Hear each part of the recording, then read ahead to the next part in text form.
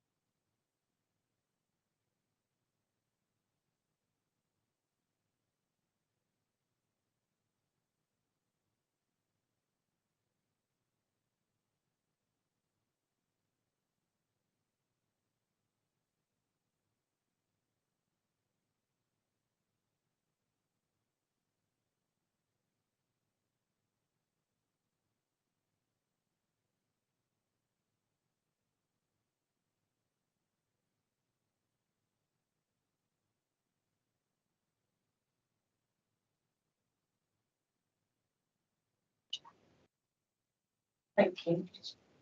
So we now move on to the agenda. Agenda item 1, apologies for absence. No apologies being received. A2, declarations of interest. Does any member have an interest to declare? No. In that case, we move on to item A3, which is the minutes of the meeting held on 28th January 2025.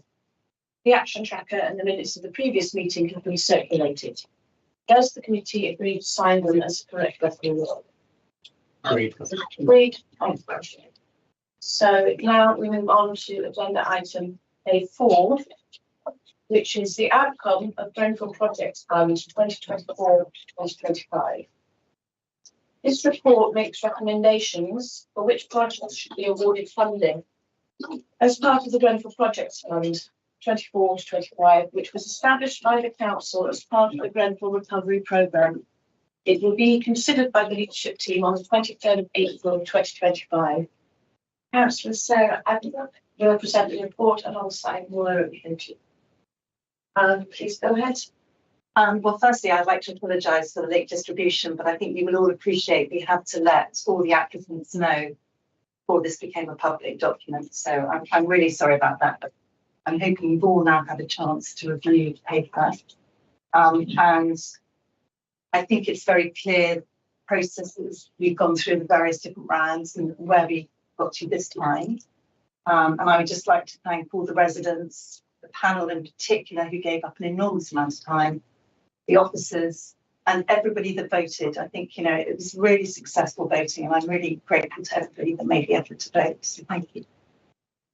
Yeah, so I just wanted to briefly have you note that, as Sarah said, I think it was a really successful outcome with regards to the voting and the number of people that voted, and also we undertook extensive due diligence on the votes.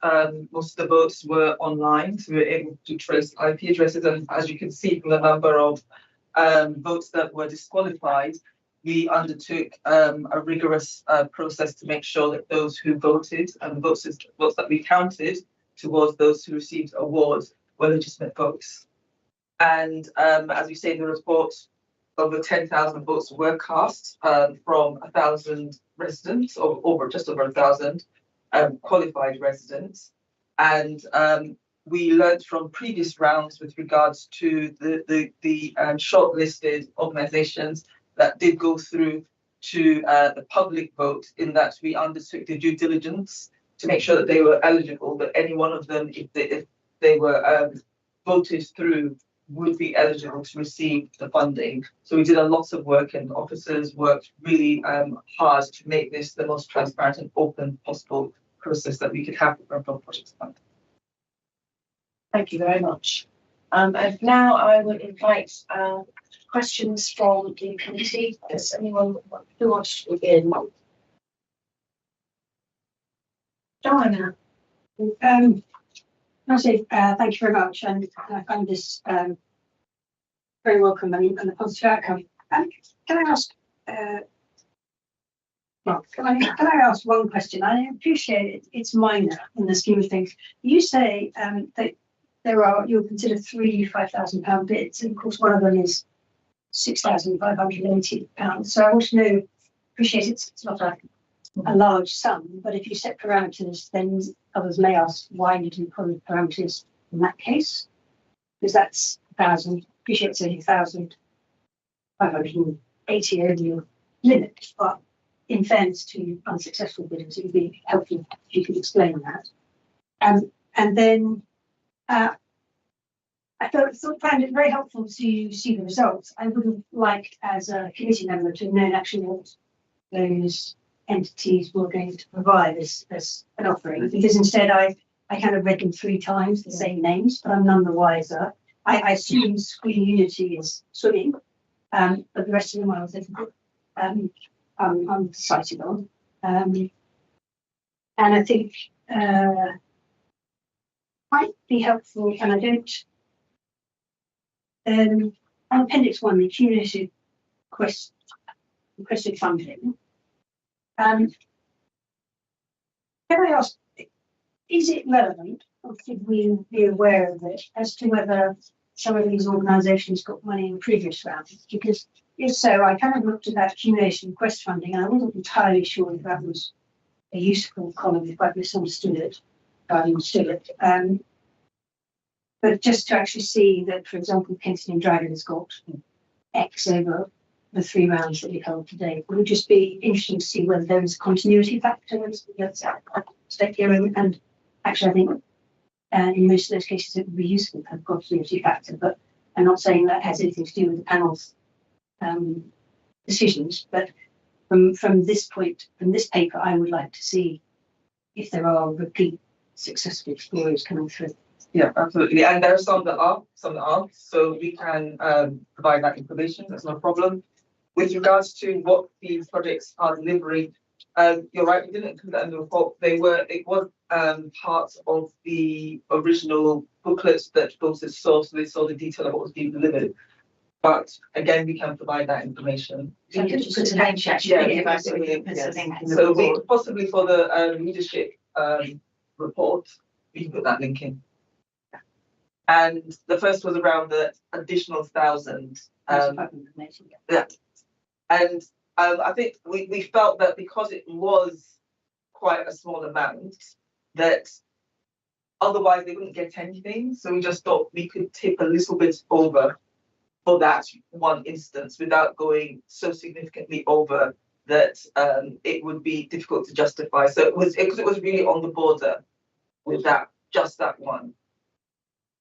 And there's nobody on the other side of the equation that feels that they just went over the border and were. Well, it's about votes.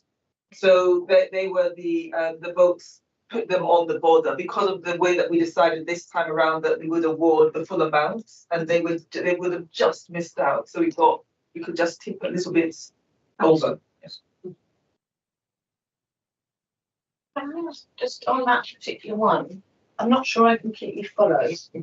But that particular organisation, it's not an individual. I don't think it's unincorporated.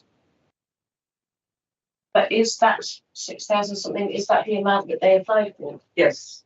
Yes. So for all of them, we gave them those that are awarded is the amount they applied for because we felt, So in terms of the agreement with Kensington and Chelsea Social Council to support up to 3 individuals or unincorporated groups.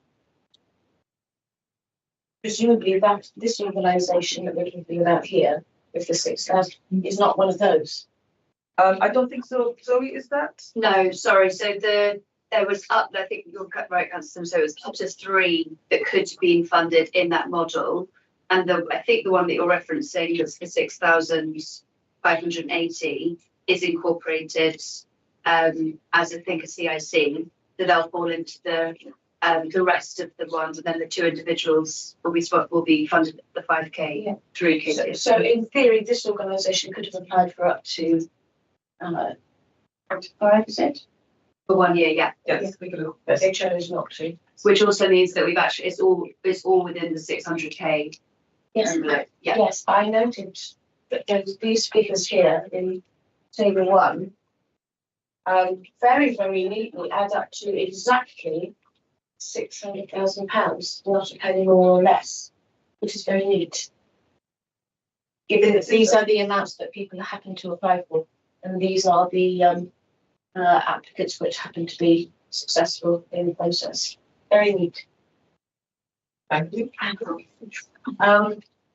Shall I start with any questions here from the rest of the committee? Linda, do you have a question or comment? No. Yeah, can I just ask, in the 3 themes, you've got community cohesion, cultural enrichment and vulnerability support. There's no mention of actual Grenfell in there. Why is that? Or is that just understood that it's the Grenfell funds, projects fund? It is basically, it's understood that it's to support the impact the community, the impact was that I've dealt with Grenfell. So not necessarily the bereaved survivors and the immediate community, but the wider community impacted by Grenfell. So it's kind of taken as read that's And it's only for those kind of projects? Yes. Okay, thank you. That's my question. Thank you. Well, I'd just like to say just a moment to reflect. Are we a lucky London borough to be able to do this? It's a sizable chunk of money going towards good community engagement and good community projects, and lots of people got what they wanted. So I bet there are not many London boroughs that are able to do this with their community projects. So thank you. Do you have any questions or comments? No, I agree with Lloyd. We are lucky. You have done a good work, and other families they can do the same thing. But this is actually Grenfell recovery money, so it was ring fenced and it only can be spent on this. So I think it's really important this money goes out to the affected communities. Yes. And that's why it's limited. It has to be delivered in North Kensington, and it's limited to the wards in that area. Yes. What I mean, the way you address, this issue, it was really great. And if it's other boroughs, they cannot, match and do the same. But always our concern is best to match. Thank you very much. So I have a point I'd like to raise, starting with the background, which is on page 5, starting with section 4. It's really important, I think, it's important to me personally, but I think it's important also to the residents, that the background be accurate and true as to what actually happened here. So this Grenfell Projects Fund is part of the community aspect of that £50 million referred to at 4.1. 50 million, of which 10 million was allocated for the community, the rest being for bereaved survivors. So that's 10 million. It was originally over 5 years.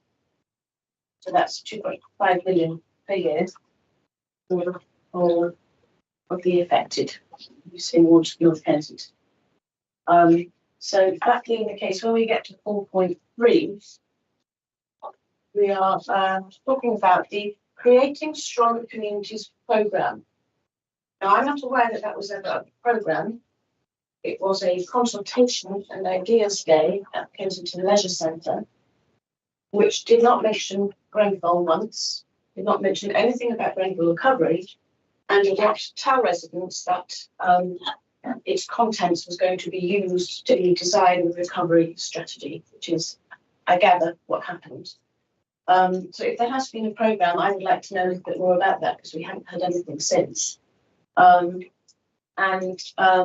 Local Projects Fund, which was 600,000 for these community projects, is part of that 2.5 million per year, which originally was for Notting Dale and then was widened to all of the affected wards of North Kensington. So I think it's really important that we make sure that when we're writing what is now would be viewed as history, that we're not rewriting history and we're quite accurate, because there was concern from residents at the time about that approach. Residents were promised by the leader of this council that that strategy in 2019 would be reviewed regularly with resident input, which to my knowledge has not happened. And we have proceeded delivering the strategy in 2019. Hasn't been an iterative process as we were promised. And so I think here what we have with this phase 4 of the fund is it's important that we make sure that we are clear what it is and what it is not. And yes, indeed, we are lucky in some ways that we are able to do this, but as Councillor Addenbrooke has said, we shouldn't forget why we're doing it. And the residents of North Kensington, I don't think would count themselves lucky to have gone through what they have gone through at all. Sorry, Chair, I meant No, in the context of, I didn't mean in that. Yeah, of course. So I just wanted to make sure that that background piece is as accurate as can be. And I also wanted to ask about this North Kensington Residents Panel on 4.6, where we have 7 active members. Now, I personally would like to know a little bit more about that panel, but I can come to you with that information, I'm sure. But where we're talking about the vote, their scoring, panel scoring, seems to say in this paper that 2 members only gave a score, with 1 officer weighting in favour of the panel members. So what about the other 5 panel members? And was it the same 2 that scored every application? I will We're not sure. ask my colleague Zoe. Zoe Yeah. came and led the process. Do you want to come up?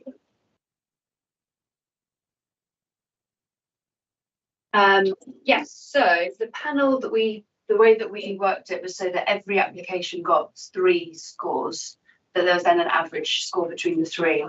And the way that we coordinated it with the number of applications that were eligible and had passed compliance was that there would be, so 1 application got 3 different scores, and that was 2 members of the panel, 1 officer, but that was distributed across the whole 7 of the panel.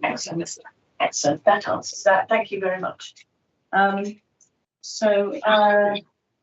It does refer at 5.10 to individuals.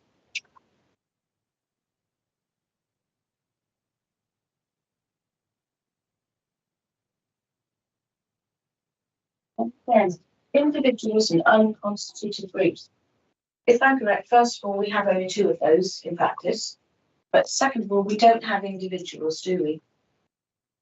So I'm not seeing any names here of individuals. No, so they'll still have named their projects so that it's not them as their actual individuals, but they will. It's either that their CIC hadn't passed the eligibility threshold of being run since, I think we said, for 18 months, so January 23.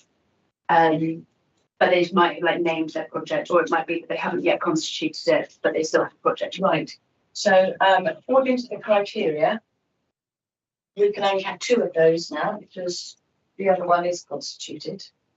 So it may be that either of those small amounts might be individuals. Yeah, so yes. Yeah, I just wanted to be clear on that. Thanks very much. I just wanted to ask about the engagement as well. I'm not sure whether there is engagement with ward councillors of the affected wards.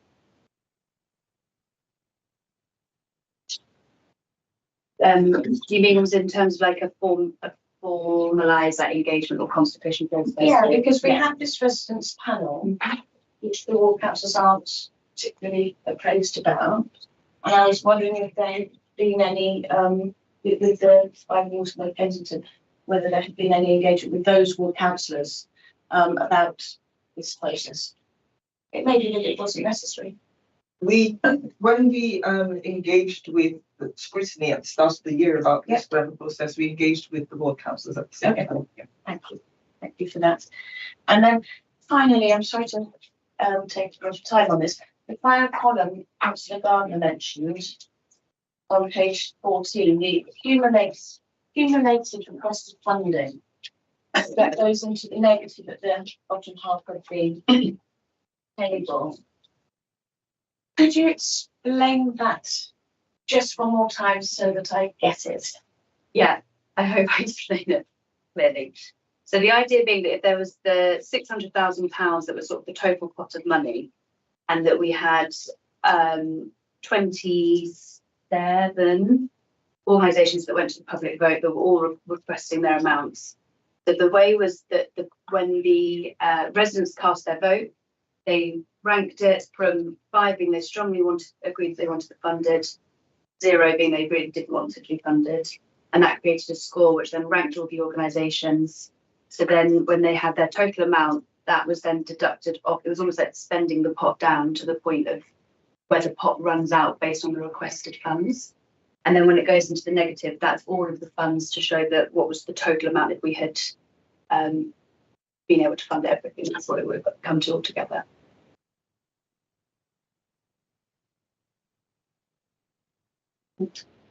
So, for instance, Kensington Dragons requested amount 60, accumulated requested funding 540, which is 600 minus 60, and so on. I think I get it now. Thank you very much. If nobody else on the committee has any questions or comments, do any councillors in the room wish to speak to me? Comment or question? No? And do we have any members of the public who would like to speak on this item? That is a no. So in that case, thank you very, very much. Thank you for all your hard work. And we will move on to item A5, which is consultation and participation. So this report and its appendices are provided at the request of the Housing and Community Scrutiny Select Committee.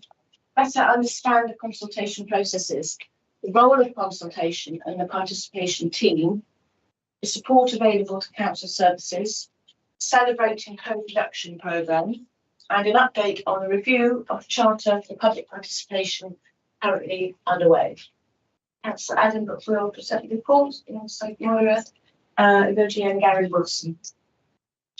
Well, summed up what I was just saying, actually, but I think actually this was a really helpful paper because I think there is some misunderstanding about what the communities team does on consultation. So I think it very clearly lays out what we do and then how we hand over to different departments, because I know one member of this committee has asked me whether it was my officers up on somewhere, it was planning or anyway, whatever it was. But it's actually the planning team that were doing the consultation. It wasn't the communities team. And then I think you can see it's been 20 busy years so far, or it's over that. So they've been a very busy team. But I think now we're going out for our most important consultation, which is the review of the Charter for Public Participation, which is in response to the Grenfell inquiry. So I would urge you all to get all your residents, please, to input into it, because it's a really important survey, and you've got until I think 16th of June. 23rd of June, I think. Oh, 23rd of June. Wrong date. Do you both want to add something? I don't think there's anything that I can add to what's been said. So I will hand over to my colleague Gary Wilson, who's the head of consultation and participation, alongside Olivia Schultz-Harris, just to respond to any comments or questions that the committee might have. Thank you. So open to the committee, Linda. Thank you very much. I think that I'd like some ideas to in 3.2, about where you say consider and select appropriate engagement methods. I'd like to kind of have a better understanding about that. Also, what's the difference on how you categorize statutory duty to consult and non-statutory duty? Okay, so in terms of sort of every exercise is different, every consultation is different. So the idea would be that in deciding which engagement methods to use, that would be kind of considered at that moment in time, dependent on what the purpose of the consultation, perhaps who the stakeholders are. Is it residents at large, or is it a niche group of service users that we're trying to reach to get their views? So in terms of sort of making those decisions, so it's very difficult to have a sort of a set rule about sort of how you do something. The idea would be that you would sit down and think very carefully about the consultation exercise that you're planning on doing, what it's trying to achieve, who you're trying to involve, and pick appropriate methods to try and engage the residents or more widely. I think that what I was trying to get from you is, we know that we have a relatively low response on consultations. And if we're relying heavily on consultations to be able to support decision making, how are you doing it? Are you leafleting? Are you putting it on WhatsApp? Or are you putting it? What are the tools that you're using for engagement? Because unless I think that we had quite a successful one in Earls Court on a couple of things, but that was because ward councillors were providing information to residents. But And then it really depends on the topic. You find some topics everybody wants to have a comment on, other topics. but I mean, putting a poster in a library does not get a good representation of a local resident community. So what are the methods are you employing? Because if you put it on next door, it's there for a couple of seconds before it moves on. So it's not long lived unless you repeat it. So again, yes. So different, I think Sorry. there are different exercises. So certainly on the Grenfell Future Support, there was a lot of door knocking, there were meetings, whether bigger meetings, smaller meetings with different groups that have been affected. And I think, with the tenant plan, so with the Fair Action Plan, again, we went out to different groups, whether it's, the voluntary sector, with just anybody that we can speak to. And, depending on what the consultation is on, if it's on something for service users, we might be going to ADKC in groups like that. So every consultation is different and is looked at differently. I could just add to that, if I may, that for each consultation activity, there should be a communications sort of plan that's developed, and that would, and again, there's not a sort of hard and fast rule for everything, as Councillor Addenbrooke has said, but there is, for these words, sort of general consultations where we're trying to get the view of the masses, if you like, our residents. Then there will be a promotional campaign to provide that, but it will. and at what stage, if you get a relatively low response, is there a point at which you set aside the consultation, or if you only get 6 responses out of something, you can give a percentage, but actually it doesn't really reflect the fact it's a low level of response. So I think there was one issue in my ward where they wanted to put speed bumps in Lexham Gardens, and the outcome of the consultation was pretty much equal. So a compromise was had where they're going to put speed bumps in some parts of it, not all of it. So again, I think it depends on what the topic is and where it affects, because obviously speed bumps in Lexham Gardens, people living in North Kensington are not going to respond to the consultation because it was very targeted. I think if I can follow on from what I think Linda is asking. hypothetically, in the case of, say, statutory consultation, as long as you go through the process, if it were the case that you got one response or no responses, would that still count as fulfilling your statutory obligation? I hope we wouldn't have to address that situation, to be honest. But that would be the extreme case. And if we take that to a non-statutory consultation, I think what Linda's asking is there a level of response below which you might say this doesn't have broad generality to represent the communities that we are trying to reach? I think it's worth saying that sort of regardless of the level of response, even if it is very, very low, it's our duty to consider what we've received and take that into account. I'm not suggesting that a few responses endorses something to happen or the opposite, but we should still be taking into account those views.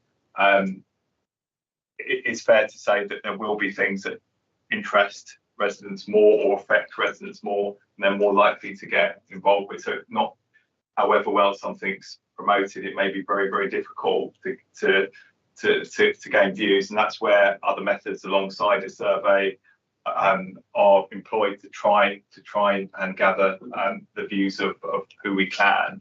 But it's not to say that just because there is a small number of responses that it's not sort of valid or useful to know. But I suppose it can indicate, or it could be a reason to indicate that there isn't that level of interest. It's not something that perhaps concerns lots of residents and who feel that they need to sort of respond to it. I mean, we are very grateful for the role of ward councillors in promoting consultations. I'm aware of I was caught the antisocial behaviours at Public Space Protection, or aware of the great work that ward councillors did to promote that, and that certainly makes a difference. So we're sort of very grateful for that in sort of amplifying residents' voices.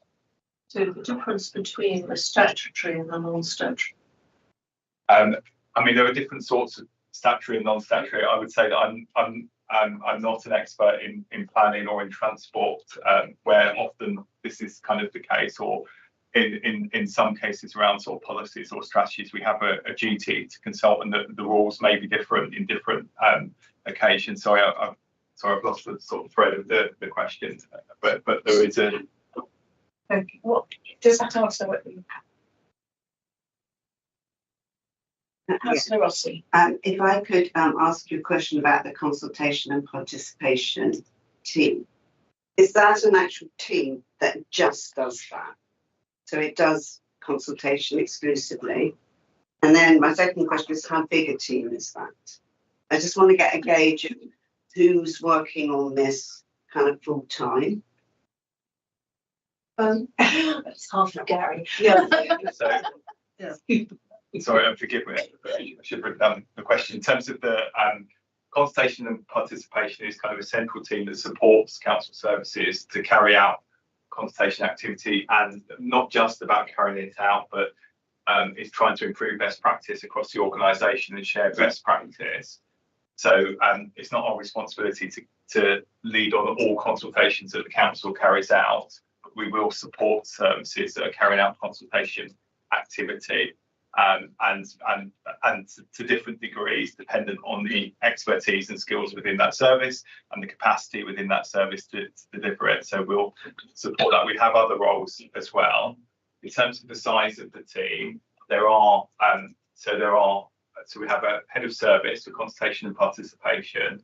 The team is also responsible for youth participation. We have a small team of 3 officers, so a manager and 2 members of staff that support things like the youth council, and we give out cost of living grants to young people and a variety of other, some of it is sort of detailed in here.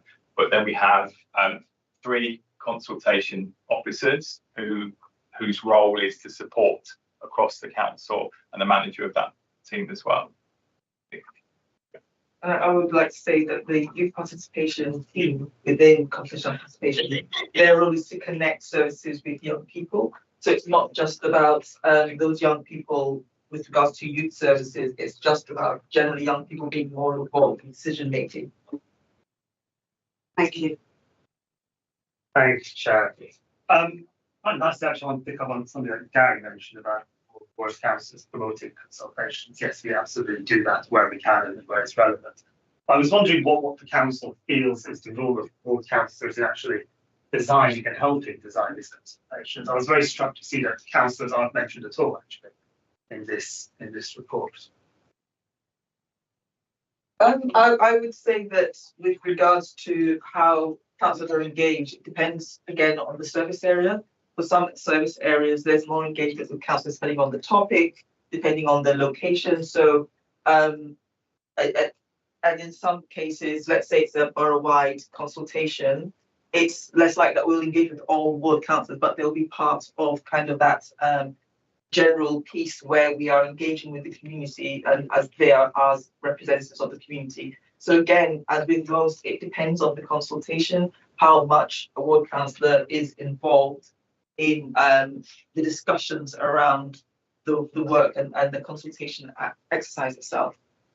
But that's not reflected in this report. So I'm just wondering, is the guidelines that you've provided for different service areas, does that make clear that if it is a local topic, ward councillors will often be best placed to provide advice as to how you should go about doing that consultation? Because we know the area, we know the buildings, we know the streets, we can tell you what will work and what will not work for a particular topic. And sometimes that may informally happen with opposite discussions, but is that a clear part of the process? If I was just reading this report, it would seem not. I mean, it sounds like maybe it is in some places, but I think it'd be good to have some clarity on that. And councillors were elected to represent their residents to be reflected. The PSPO in Earls Court is a really good example that came about because of what more councillors getting involved. And again, I go back to the one in my ward.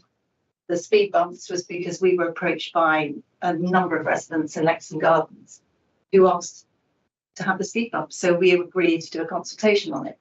So, you know, they all come from different. My question was how the consultation is done. And how do we find out about consultations? On some occasions, I've looked on the consultation website and discovered a consultation which was relevant, but I was totally unaware of.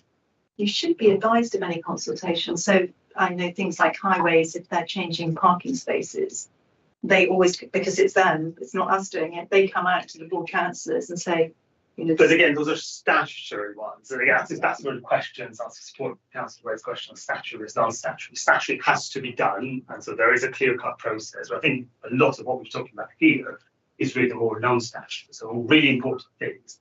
And it's even more important that we just lay out that process very clearly. So when it is a relevant topic, board councillors are important at the right stage, so we provide our input to help the council.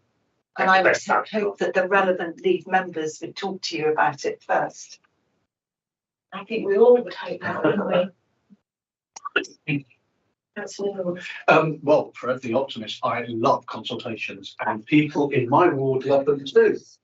And I can honestly say every third person on the doorstep wants to know about e-bike consultations. So I can promise you. There you go. We've had 3 mini surgeries in mansion blocks around one e-bike bay. And one of the blocks, Hamilton House, I'll bring a plug for them, 50% of the residents came down to the foyer and told us their opinion on where they wanted that e-bike bay. And it did affect consultation. So I'm finding this a lot. I was recently canvassing in St Helens Ward, and a lot of people told me about the crossing in St Helens Ward. I wasn't familiar with it, and that's incredibly. But these are tiny little things, but I think it's received really well by a lot of residents, and I think we go above and beyond. My question is, though, how do we compare with other London boroughs? Do we do more or less consultation? Are we more effective? Are there other more innovative ways that they do it? But I mean, I can't give any sort of figures or comparisons in terms of sort of volume or that. I can provide sort of anecdotal information. We meet up with colleagues from across London on occasion. We share best practice. We talk. So we have a community of practice around consultation engagement in the council where we're for council officers about sharing best practice and to share skills, and we bring in people from other London boroughs to share their experiences, because we find that very powerful to share what sort of happens elsewhere. So we do that. We've taken part in some masterclass activity around consultation with other London boroughs as well. And that's been very interesting to hear about the experiences of others. I think it's fair to say that a lot more, in many cases, a lot more effort is made here around involving residents than perhaps in some London boroughs. Perhaps they're not resourced as well as we are in that regard. So that's probably a personal opinion rather than sort of I can sort of back that up with sort of a huge number of facts, but that's been the experience when engaging with other sort of London boroughs that they perhaps aren't as well resourced in that regard to do that, or many of them aren't. I spoke recently to the deputy leader of Ealing Borough Council, and they said they very much regret not consulting more because some of the decisions they took have now come to bite them back again. And I have to say, the one that even eclipsed e-bikes is the parking consultation. And it was great to get resident associations involved in it because I've never seen so many emails in my inbox as a result of that consultation. So that was definitely one that got people's interest and got people talking about it and thinking about it. And again, it's one of our commitments. We will consult more with our communities. Thank you. Thank you. Just on the subject of e-bike parking bays, there was a consultation with Gideon and Ward councillors for the 10 bays in Tyndale Ward, and the ward councillors, whom I am one, gave their feedback, which was not acted upon, which is okay. What then happened is that particular bay became problematic, and the only way to get that issue resolved was for residents to have to be policing that parking bay day and night and making sure that the council were aware on every occasion where there were infractions and problems. So a whole lot of work and trouble for all concerned could have been avoided if the voice of residents by ward councillors had been listened to. And I think the point that Hamish has made about the report not really mentioning the input of ward councillors and the importance of that, because we are elected with the mandate to represent the voices of our residents. It seems to me a little bit of a shame that isn't strengthened more within the general process at the early stage. I'm thinking of the planning stage 3.2, where we're setting objectives. I think there is a role for ward councillors at that point, where it is a consultation that pertains to one or two wards in particular, because how you design the consultation, how you phrase the questions, has can have significant impact on the outcome and the responses that you get. And I'm thinking of the consultation that was about the local assembly in 2022 odd. That was framed in a very particular way without input from the councillors. And I think that undermines the validity of the consultation itself if it isn't done in the right way at the design stage. But thank you, Councillor North. Councillor Eastley. Thank you. Page 49, housing down and model policy consultation. Is this only for council houses or? Can I check? Sorry to interrupt you, Dahara. Can I check? Page 49, I think is agenda item 39. Sorry, my mistake. 39 and 44. Right, That's the question. on the right page. Thank you. Yes. Go So, ahead. in the consultation about housing down and model policy, is this only for council housing or registered providers are included? Because, and there is people who don't get consultations most of the time, they say. And also page 44, and nuisance vehicle, Portobello, there's a car is from Portobello, was gone back up to, St. Lucas. They raise cars and it's noisy, and,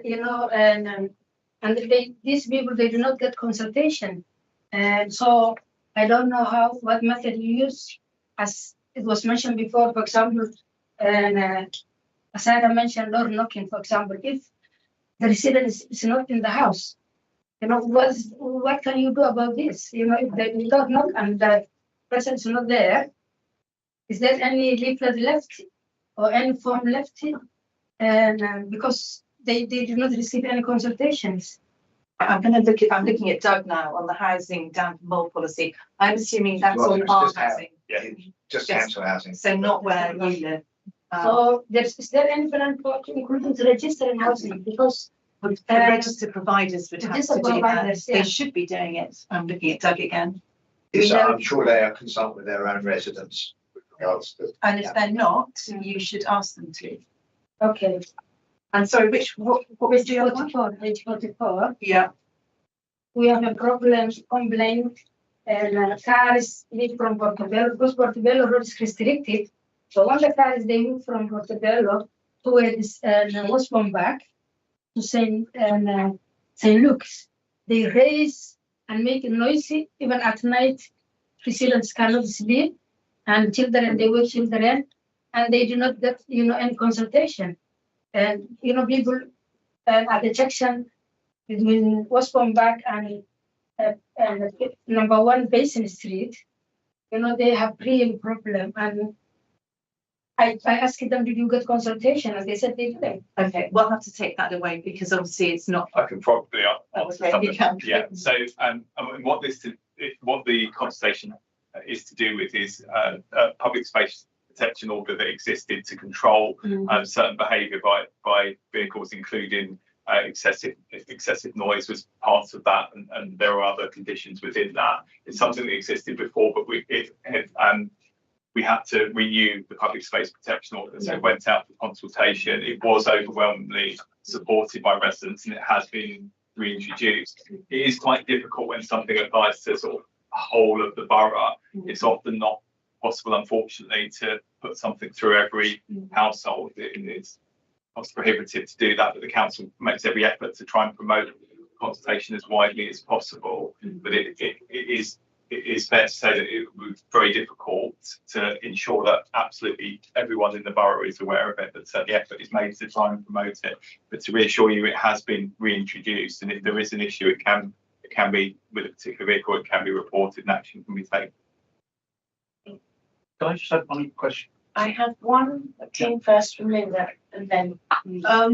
As we're talking about consultation, I mean, I would like to have more detail about the residents panel. How it's recruited, and whether one can ensure that it's. So sorry, you talking about GPM? Or Or you talking about panel? No, I'm just talking about consultation in general. So the citizens panel. The citizens Okay, panel, so which is it's how it's recruited, how you can ensure that actually it is representative.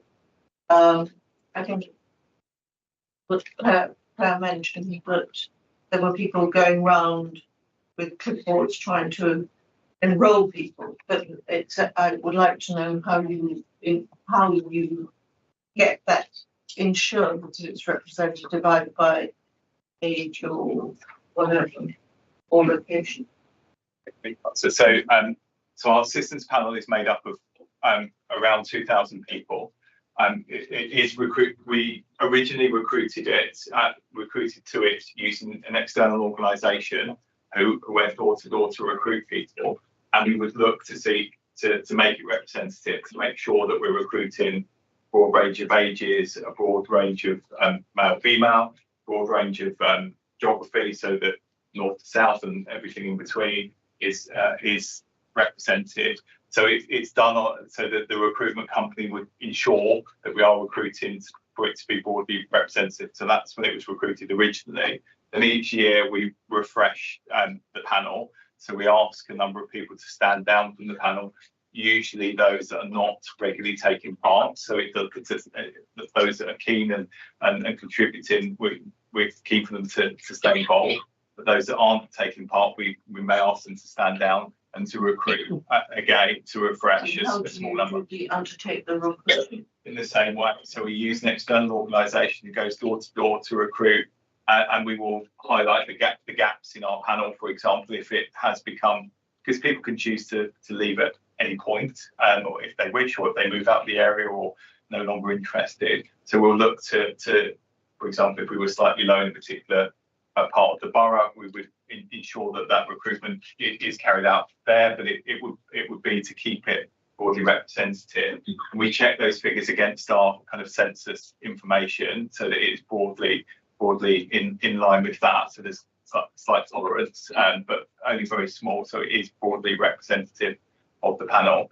We do allow people to sort of come forward who might want to, who are really keen to be part of that, and that happens as well. But the primary recruitment is through using an external organisation to ensure it's broadly representative. Thank you. Can I just ask, do you actually check that the participation that you get back from the city panel is also broadly representative? It's all very well having a panel that's representative, but if they don't all engage, then it's not fulfilling its function. Very good question. We do, when we report on our in particular our surveys, when we carry out a survey with the panel, we do indicate the demographic breakdown of who has taken part in that particular exercise. And it's fair to say that as you rightly say, that just because the panel is broadly represented on occasion, it might not, we might not get an even response to that, but we'll keep an eye on that as well, and that will perhaps influence recruitment as well when we go out to recruit. Am I right? Do they get paid for their participation? They don't. Sorry. They don't get paid. They get a voucher. But then you get a voucher every time they respond. And if No, you're that's entering the to in-person. withdraw by completing a panel survey, sorry to interrupt. By completing a panel survey, you are entered into a draw to win a £50 gift voucher. Incentives for other activities will always be explained before you commit to taking part. That's correct. So the bulk of people's involvement is completing the survey, and I think it's two residents are picked at random if they complete. That's to encourage completion. We also make a donation on behalf of the panel for every survey completed. That's an incentive to take part as well, and that goes towards the Mayor's charity. And we've had that in place since the beginning.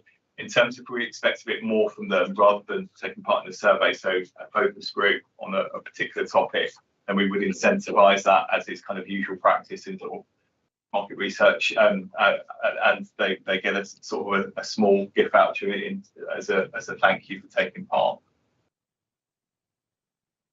If you have your hand up, Louise. Well, I was just going to say, we get a kind of once a year chance where we get our lovely council tax bills, and there's normally a couple of flyers popped in there to explain the council tax bills. And I wonder if a simple flyer that sort of size slipped in there saying, wanting to have your say, and also what I thought was very useful, and I encourage a lot of my residents to do this, is sign up to the newsletter, because they have the little surveys on there. And if they're particularly interested in libraries, they go for the library one, or they go for the parks one, or the housing one. And obviously our various meetings like the TCC and things like that are good opportunities to gauge public opinion. So I just thought, I was looking for one actually in this year's bill and didn't kind of see it. So I thought that might be a good idea maybe next time, because that's that kind of once a year. Postage up. Well, I don't know, would that put the postage up? Could certainly look into it. And as you mentioned, sort of newsletters, there is a dedicated consultation newsletter as well that goes out once a month. And because our commitment on our surveys is that they will be out for 6 weeks, so at some point in the life cycle of a survey, it will be in there. So so that's it.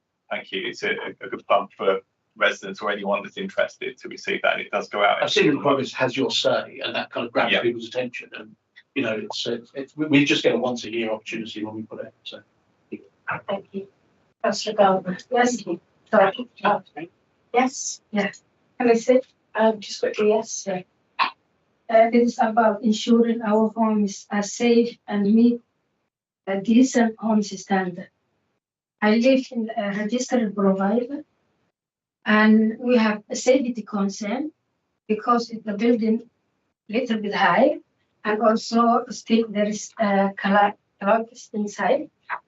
We get some information last year, and they provide some marshals, people to look. And then they said, okay, we sort out the issue, but still they did not remove from the walls. And I think as this is an issue with Notting Hill Justice, can I ask that maybe you take this offline with officers, because it's not part of our consultation. That is an issue with Notting Hill Justice. Yes, but I thought, our council, they have a state duty to help the residents who live there. No, absolutely, but Yes. I think it's But I'm not, talking that's not about- for here. Yes. It might not be that this is necessarily the right place to have it on this agenda and on this agenda item. But we will be coming to housing when we come to the housing strategy paper.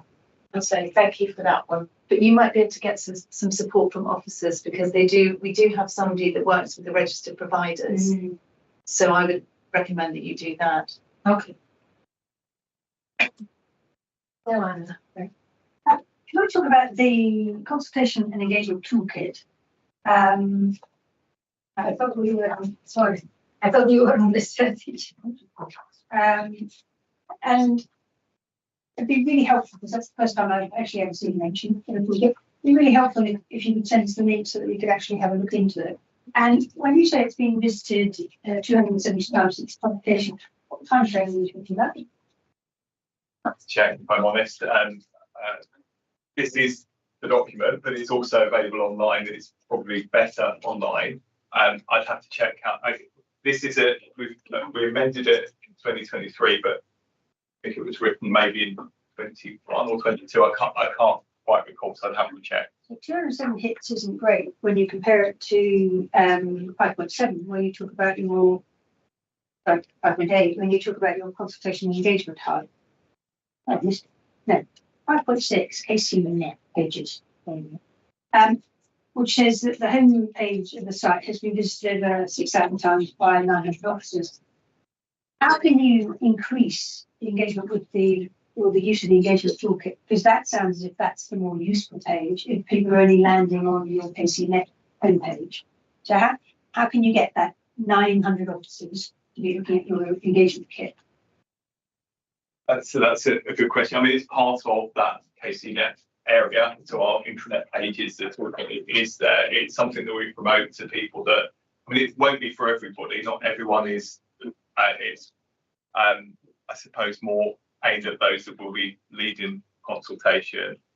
So it's yeah. I'm not sure how we sort of increase that. We'll make efforts to do that. We do promote it. We do talk about it. We have our community of practice that has regular attendance of about 40 officers who meet every other month to talk about exercises and how to do things, and this is promoted by that. But certainly, again, we sort of double our efforts to Can I make a plug for both the engagement toolkit and the KCNet pages to actually talk about council involvement early in the process, as Councillor Dorian has mentioned, because I think it's invaluable and that's where things go wrong.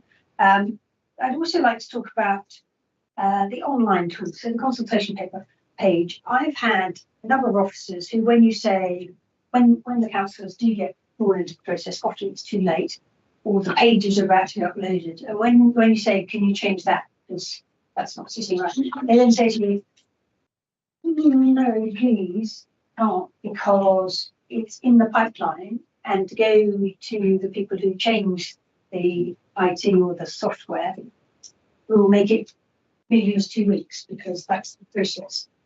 Why is this not a more helpful uploading of the consultation, so that actually those who are running the consultation, i.e. the officers as opposed to the IT team, actually are responsive and can do a quick process that they're really in control of, as opposed to it's in the pipeline and we can't touch it now?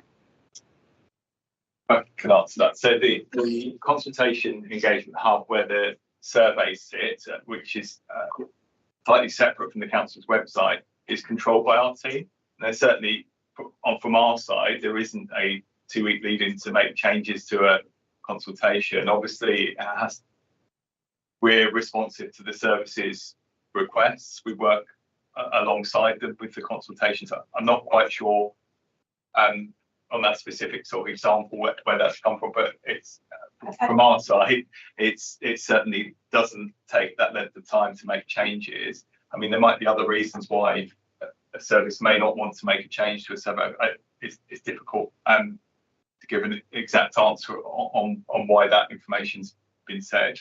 Yeah, I mean, I've had it come to me from different officers on different occasions, and so it'd be, I think, be very, very interesting to actually for us as a group to actually have a teaching on the toolkit, and to actually see how you go from sort of what the process is in terms of uploading it.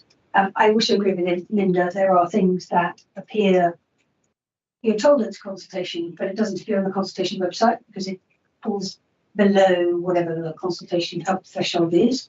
I don't understand what is or isn't a consultation that qualifies for the hub.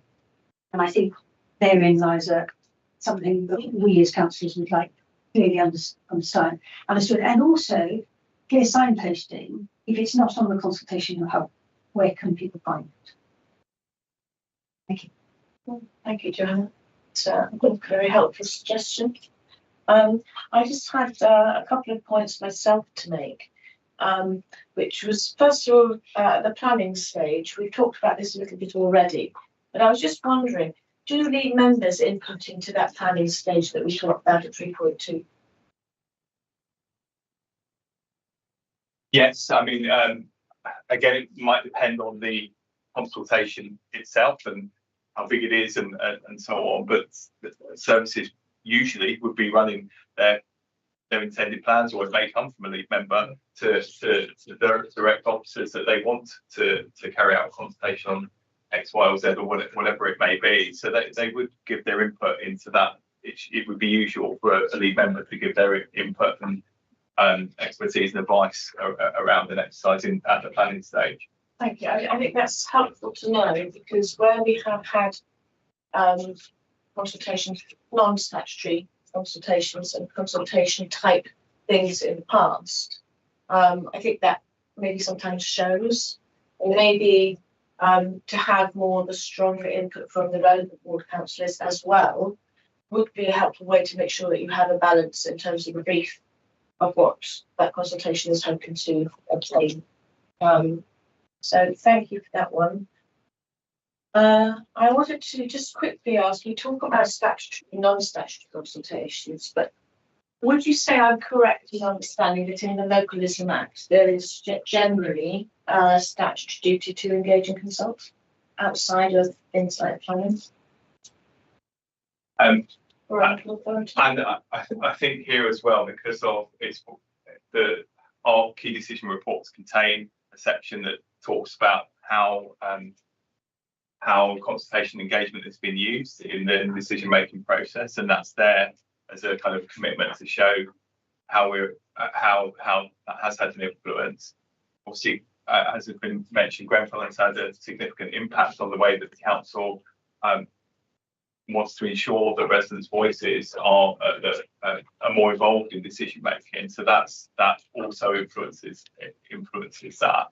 I would say that this organisation probably goes further than a lot of organisations in that regard, partly because of our history and partly because of the desire to do that, to involve residents in decision making. So it does go further than. So when I talk about statutory, I think sort of more in line with where there is an absolute sort of duty to do that, like often in planning situations or traffic management situations. So a key decision, for instance, would have named stakeholders and details of who have been consulted with. I suppose what I'm asking is the local authority's statutory duty to engage and consult, is that something that you are alive to in the work that you do? Yes. Thank you. I wanted to just say something quickly about the Celebrating Co-Production Programme on page 29, which is really, I think, helpful for us to learn about, to know about, to hear about. I think it's excellent that you've got some definitions in there, because I know that's something residents have been curious about. Where the council is coming from on the definition of co-production and co-design. I'm wondering if it's a programme, again, if it's a programme as such. It's news to me, and I don't know if it's news to anyone else on the committee, but it would be great to know more about, because when was it set up? 23 to 24. I think it would be really good to know a little bit when we're setting up programmes that are running, to be a little bit more clued up on what programmes there are that are pertinent to this committee. I think in terms of as a committee looking at consultation and engagement generally, this co-production piece I think is a really key element within that sort of landscape. I just wonder, I'm a bit confused about the numbering because on page 29 I'm looking at 6.2, but then on page 30 I'm looking at 7.3. So I'm not completely sure which bit I'm talking about here. At 6.1, I think. I'm wondering where has this sort of been to the TCC? The programme as a whole? Yeah. Or I'm not sure, I'm not aware of that, but I'm not sure. Just to sort of make you aware that members of the TCC have raised questions around co-design production and where the council is coming from on that. And I think they might welcome a little bit of a briefing on this. So perhaps Dad's here. So it's just public participation came, but the whole programme has not been to TCC. Yeah. So just speaking specifically about formally defined co-design and co-production, the fact that we actually have a programme and there's training about it within the council, I think is something that we should be making a little bit more visible maybe. But that was pretty much all I wanted to say on that paper. So I just wonder if there's any councillors in the room that would like to speak.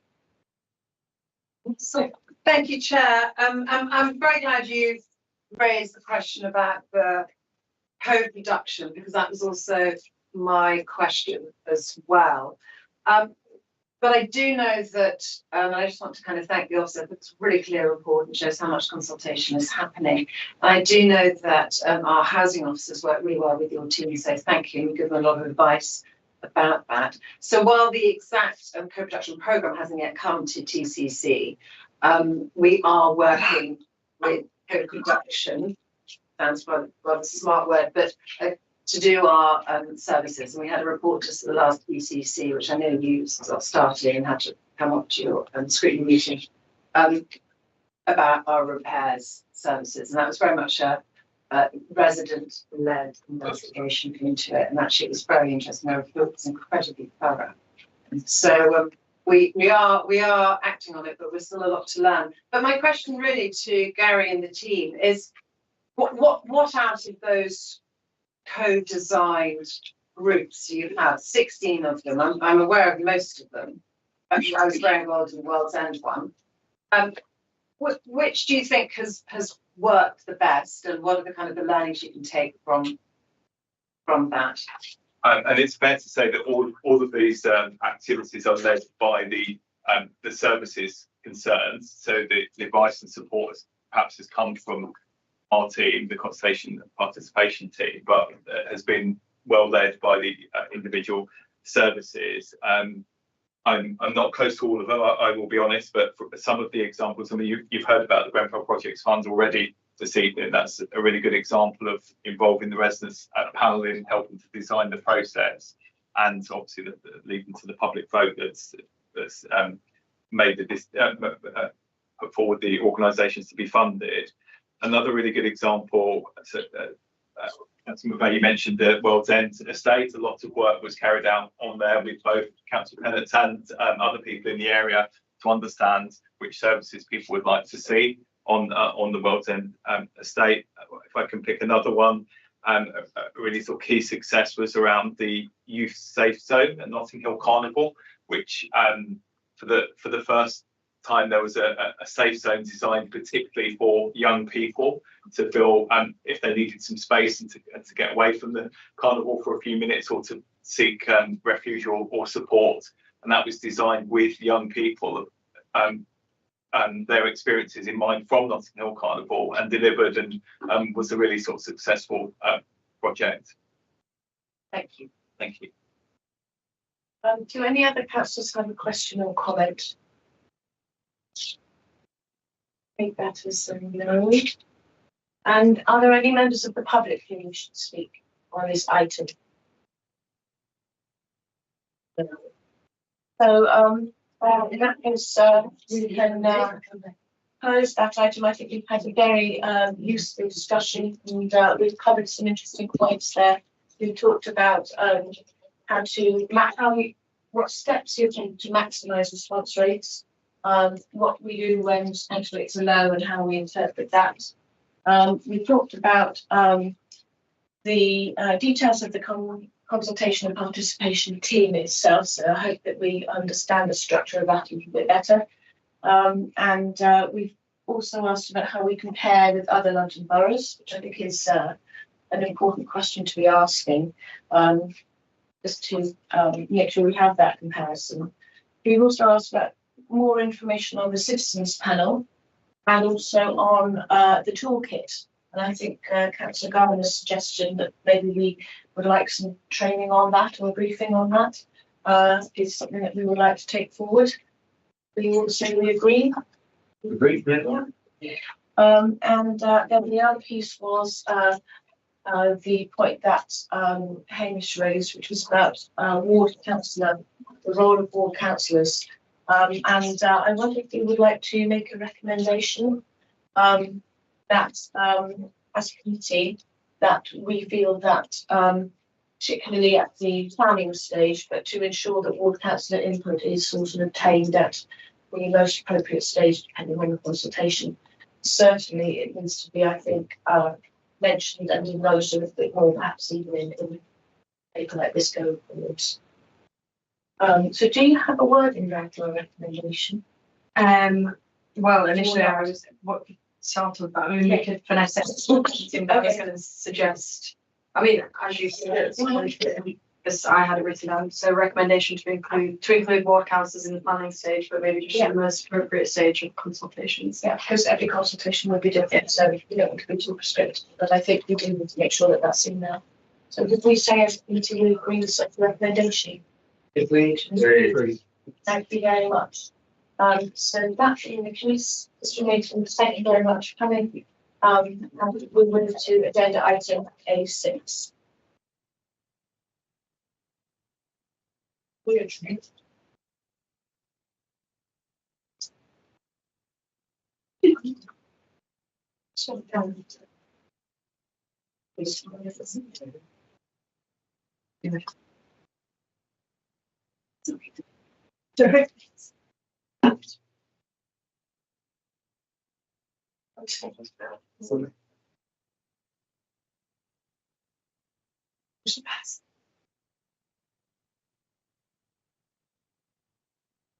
So we're looking at agenda item A6, the draft housing strategy 2025-30. This report and its appendices are provided at the request of the Housing Select Committee to allow the committee to consider and scrutinise the council's draft housing strategy 2025 to 2030. Councillor Sophic Bay will present the report alongside Dan Hawthorne and Koji Sophic. And we've also, not to forget, Doug Goldring. Welcome. If there's any questions. Thank you. Thank you, Chair. I'd also just first of all start by thanking the officers. This is doing a strategy is always a huge amount of work, particularly as one that's going to cover 5 years, and also it covers 3 departments. So it would have been tempting just to put a priority per department or a few priorities per department. We said no, let's have an overarching vision for housing as a whole. So it covers housing needs, which deals with all our requests for new homes, our prevention, our homelessness, our temporary accommodation, which is very much in the public news at the moment. And then also it covers our housing management under Doug, where we are the landlord. And this is our 7,000 tenants and our 2,000 leaseholders, households. And then thirdly, it's our new build team. And this is where we are building the first council homes in generation. Started by my predecessor, and I'm pleased to say that 2 of our finished schemes are award-winning, and they're really, really helping Kojo with his list of people who need new homes, get them a settled home. And all of this is masterminded by Dan, who looks through all of this. So The main thing I just want to really just remind everybody, which is the absolutely underpinning aspect of this, is what we say, the housing vision and priorities. And so this is something different from what the strategy before. And I just want to say this because this is really important. We will embed the learning from Grenfell to provide safe, modern homes and promote the supply of different types of housing for local communities. So we have tried to incorporate all the different aspects there. Still, front and centre is our learning from Grenfell and what we have learned from Grenfell and how we are still learning and how we need to have that as the kind of thread that goes through absolutely everything. And I think particularly in priority 3, where we talk about delivering exemplary housing and landlord services, this is very much based on our learning from Grenfell, on how we did things and how we didn't do things. And this weaves through the other 2 priorities as well. So please, any questions? And I don't know if you just want to go straight into questions, Chair, if you want to say anything. Is there anything particularly that you would like to draw our attention to before we? I don't think so, no, I'm just go straight to Okay, questions. in that case, we'll go to the committee. Linda did have her hand up first. Sorry, can I just remind you, it's very much a draft, so we definitely want to hear everything. There will be a lot more images in the final thing. I work much better with images and charts, so that will be added. And all of these priorities are backed up by a huge draft of policies behind them. And again, you saw in the previous paper, the consultation, we're already kind of consulting on some of our damp and mold and oil policies and all of that. So they kind of underpin all the priorities. Thank you. First of all, a typo on page 8, you've got 2 has. Thank you. 1, 2, 3, 4, 5, 6 lines down, just want to mention that. Very useful, thank you. You'll see the market dash that has. This is just approved, but I've actually read. I come back to here. You referred to the position of social rented landlords as being part of delivery of homes, but there's conspicuous lack of control over RSLs. I would like to know what powers the council has to actually enforce, especially when it comes down to damp and mold, because my experience is you contact environmental health, which this should be where it sits, and that's deflected back to Christine Cummings, who then liaises. The fact of the matter is that the property does have mold and it does look damp, and we've probably nominated those residents to that accommodation. So I'd like to know what powers you can enforce within the different powers that you have within the different departments. I think that because otherwise we get them saying it's too expensive for us to do, therefore we're going to dispose of it.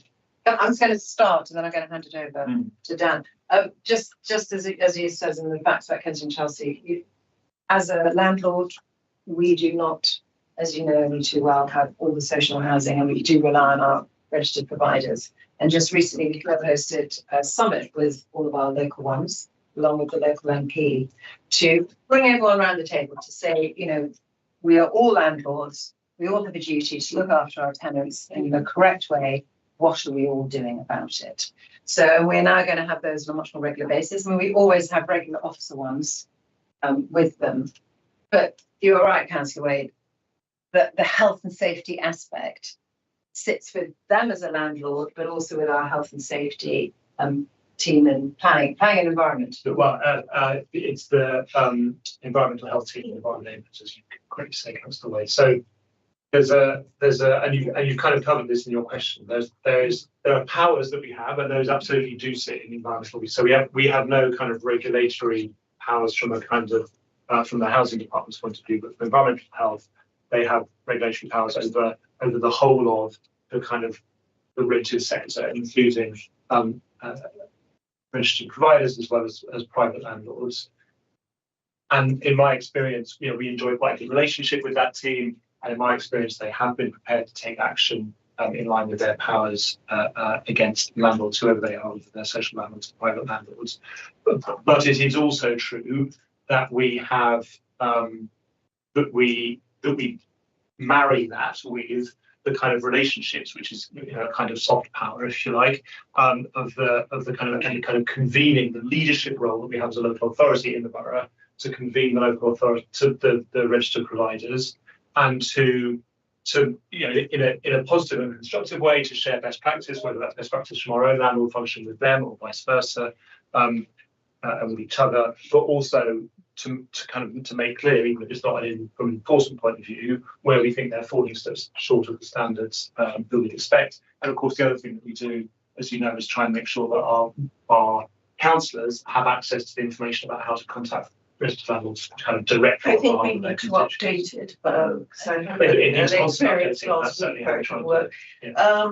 But I think that the other thing is, are they actually informing you of when they're selling properties? Yes, they are, and we have an arrangement with most of the RPs that we work with that there's a kind of the council has an option, as it were, to a first option on whether we want to acquire them. Obviously, where they are selling a property is often because it is no longer economic for them to maintain it and at the social rents that they can charge, and all other things being equal, the same would be true for anyone else buying it, including No, us. but I'm just saying it comes back to the point that if property has got into poor condition, and therefore because of lack of maintenance, management, whatever, then it becomes justification to be able to dispose of the stock.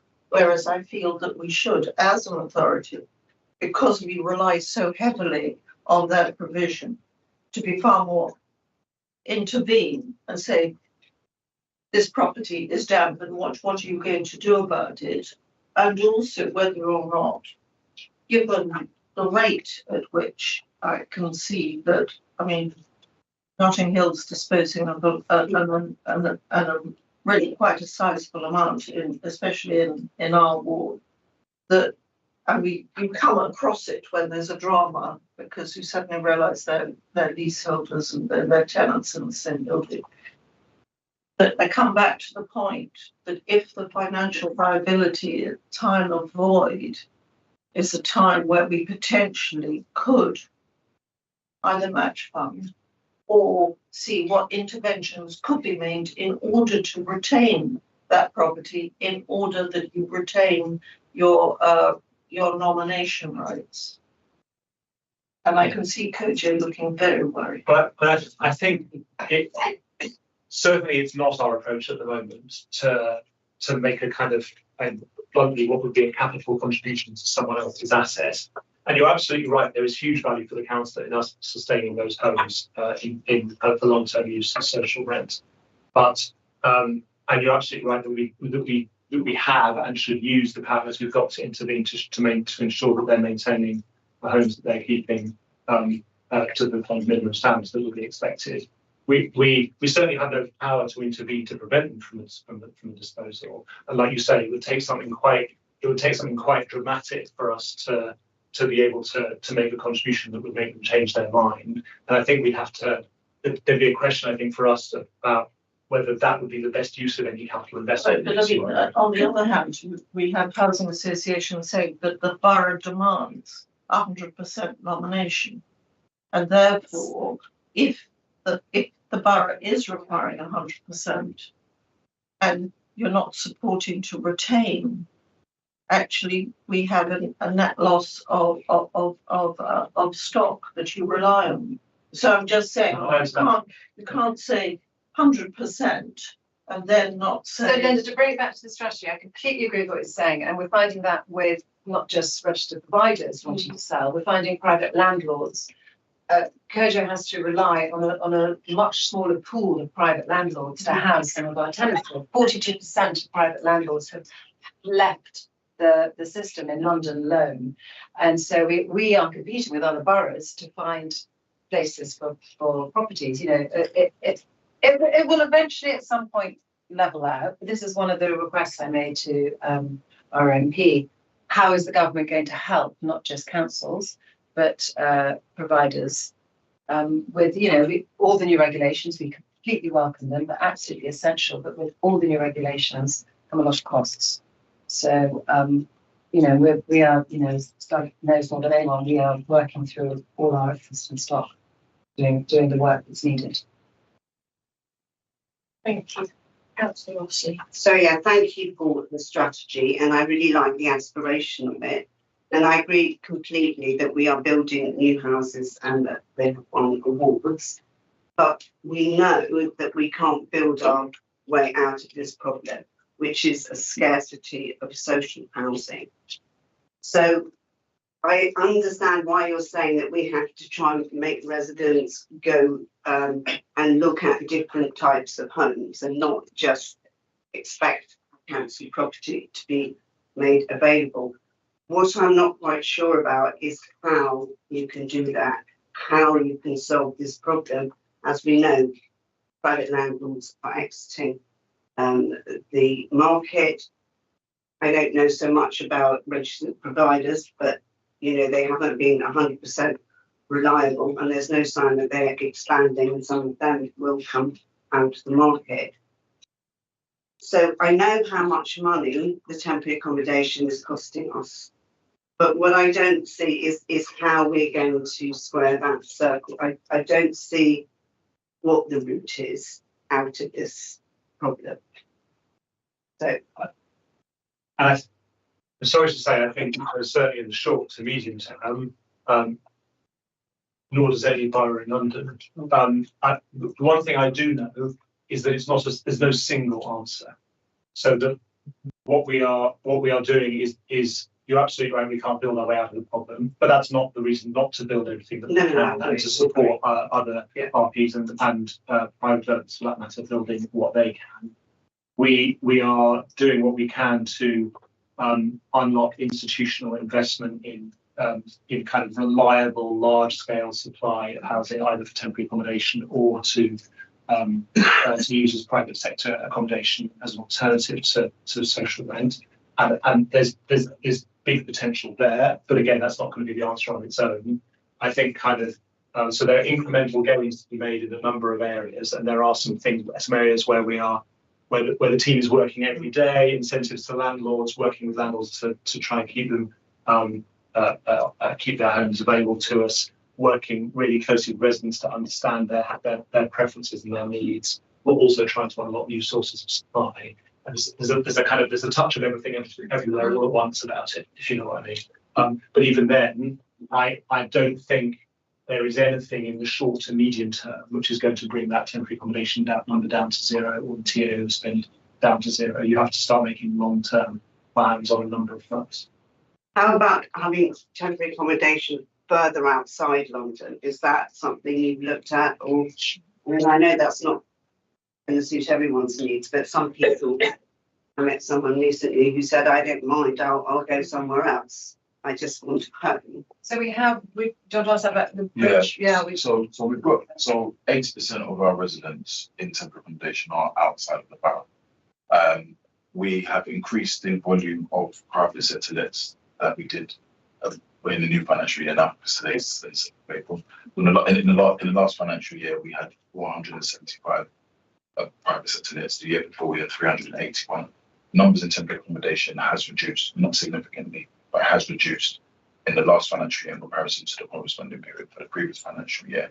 So as Dan has set out, there are a number of initiatives we're doing. We're never ever going to solve the crisis. I think central government recognised that this is a massive problem, which is why they provided all local authorities with additional funding to try and address this housing crisis that we face. There is an issue around a lot of residents in the borough want to stay in the borough. So we do offer people accommodation outside of the borough, outside of London, which some residents take up, but there are other residents who do not actually take it up, and I insist on being in the borough, and some residents actually insist on being in particular areas within the borough, which makes it challenging. However, generally, the team work to try and support people into alternative accommodation. And the allocations policy, which got implemented in 2023, has helped in terms of incentivizing people to accept properties out, or we're seeing more and more people accept private rented properties. However, this is clearly a supply and demand issue, and alongside that, there's also a cost issue because the local housing allowance rate impacts on what properties are affordable to residents within the borough or out of the borough. So we do have conversations. There are a volume of people who do accept property, to answer your question directly, out of the borough. However, we can't enforce people to accept properties out of London. But just I think it's a very good question, because we are looking at travel times. And there was one authority, I think, that did it from this kind of central station, that happened to be in our borough. And it's like, well, the travel time from there is, so they could look further out. So that's something everyone's looking at. I was at with my contemporaries in my same role as me in the rest of London, and they were all saying they were all trying to do that. And then there was some councillors there from out of London boroughs going, yes, to stop putting everyone in our borough, but then we have to go further out. So everybody's trying to grapple with this issue. And your first question really hit the nail on the head, actually. And that's one of the things when I touch on delivering different types of homes. And this is probably a question we probably have to, nationwide look at, definitely London-wide look at. Space per square foot of living. That's why I talk about co-living. Should we have more kind of studio type accommodations with your own kind of area, but then there's a more communal living area? Will that suit young workers? Will that, people working from home so much? Can you have, there's all of these kind of questions that would also help maybe older people, tackle loneliness and isolation. So we really need to kind of work across different services to see how we can still provide homes, but with definitely in the borough, a limited amount of space. And probably across London as well. Thank you. Thank you, Chair. The three priorities that the strategies framed around, I broadly agree with the ambitions, but I think it is fair to say that they are incredibly broad. My question really is, how does that translate into specific goals and then actions for all of the various departmental areas? I would say housing solutions, for example, is one area where I know it has been certainly hit by the same kinds of problems that many types of housing services across the country have been hit. There is a high and difficult workload. And that's one example where, again, it's been very good to see how council is going to rise to that challenge, to really provide a service, whether it's even simply timely responses, even if the answer may not be what the resident wants to hear, at least they get a response. So that's one example. But again, what is your approach to actually translating these very broad priorities? So the reason, thank you, that's a very good question, because originally there were 6 priorities, and then I was challenged by my colleagues in the leadership team to bring it down to practically 1 priority. And so that's why we talked about the vision, and then we said we can't just do that, we need to have 3 priorities to kind of bring that in.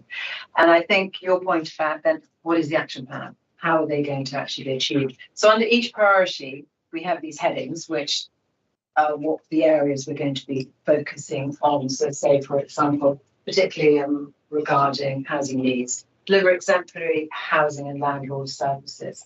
So under each one of these will be some of the main ones I would say we're going to be focusing on. So it covers both. So I don't know if Doug wants to say anything about the damp and mould aspect we have here, our landlord repair services, and then how we're going to achieve them. We'll come out with, we're going to do, the proper kind of on page 70, page 23, depending on what you're looking at, how we are going to get to them. Will there be another document that will come to? Well, so we explain the next level. Yes, because it's got to be looked at. Well, it'll be The different. rolling kind of process. There won't be one document which is the kind of action plan that sits under the whole strategy. So you're absolutely right.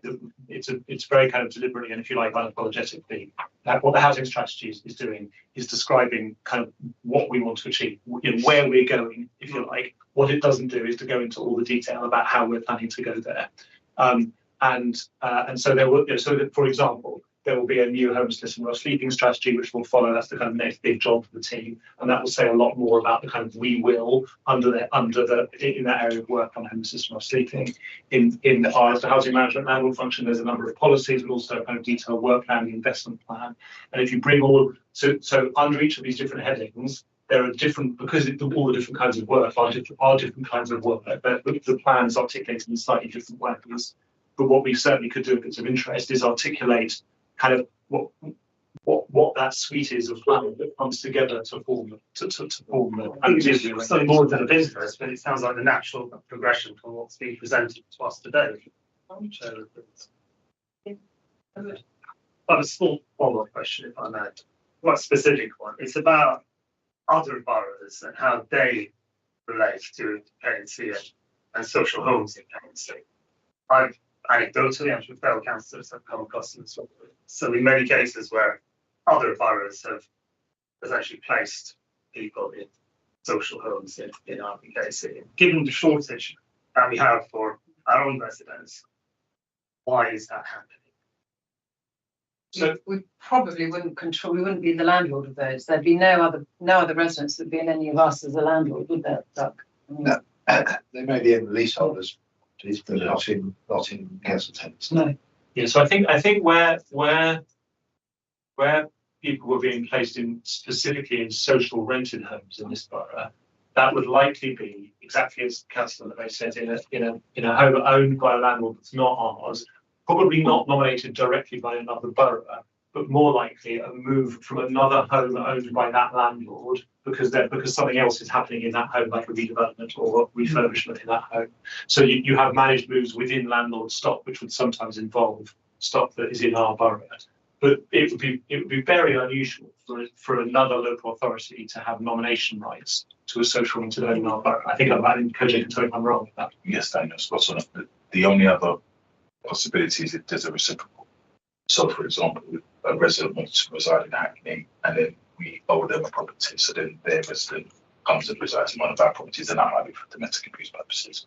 But it's very few and far between. But our properties, you mean RBKC social? Well, it would be a nomination, so it could be an RBKC property or it could be a RSO. It all comes under our allocations policy. That would be on a one-for-one basis. Yes. Yes. Okay. Well, that would have led me to my third question. I think Councillor Wade has maybe already covered that around RSLs and how we, on our relationship with them, and how we can. I know, Dan, you talked about constructive relationship. I think it's an important one, but we have our leadership roles, local authority. But the more we can do to enforce as well and use our powers, perhaps more than we've been able to in the past, more resourcing and so on, if we can use the carrot and stick in relation to. And Koja, we do have instances of other boroughs or care leaver packages or domestic abuse that actually seem to slip in to some of our RSL spaces that would normally go back to the housing options team.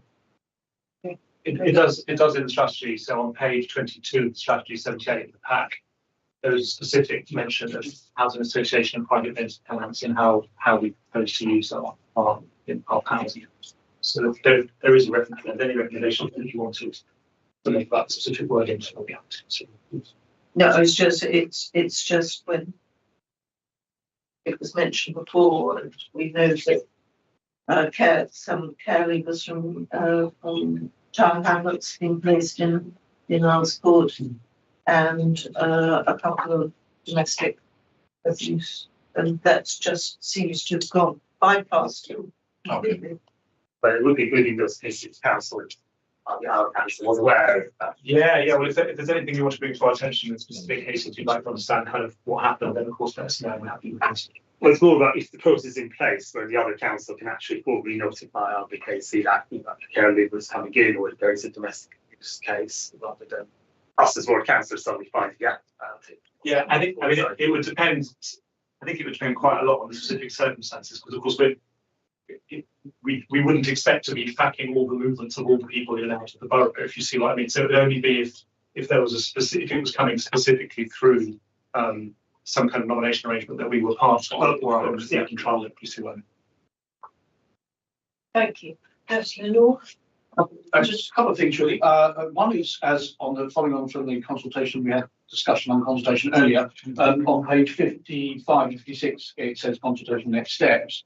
And I'm very pleased to see councillors mentioned in this and encouragement to share with other areas. I have to say the TCC that I attended last time was very interesting to hear the input from lots of different people. And I thought it was very well attended. And I thought it was very well put together. And it was great to see the engagement of people, one of them from Oval, which I was very pleased about. So that was good on that part. On the page that talks, we're going to homelessness now, and I think it's on, sorry, I just lost the page. It was talking about a property in Latimer Road. This is on the kind of recent achievements from. Yes. Could you, that's 10 places for homeless people. So has that been taken up? How's that going? Progress so far. It's number 21, isn't it, on the progress so far, at the top of page 15, page 71. So it's 71 bed supported accommodation, intervention of vulnerable Rust sleepers funded by the GLA single homelessness accommodation program. Yeah, so that is some funding that we received from the GLA. We've provided to support some of people who have been sleeping, but who had some additional challenges as well. I think it was 2023 we obtained that funding, and it, it's been running really, really well. There was one issue that came up recently in the last, sort of. However, generally it's been a well-run project, and yes, actually. And is it something who actually runs it for us? Sig Penrose. Okay. And it's been full, I would presume. Yes.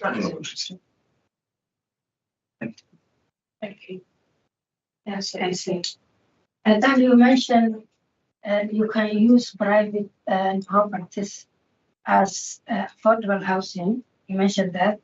How that would be happening, because most of the private landlords, they want high rent prices. So how do you have a plan to negotiate with them, to transfer this housing into social housing? And my other thing is, what about the empty properties? In the council we have different empty properties.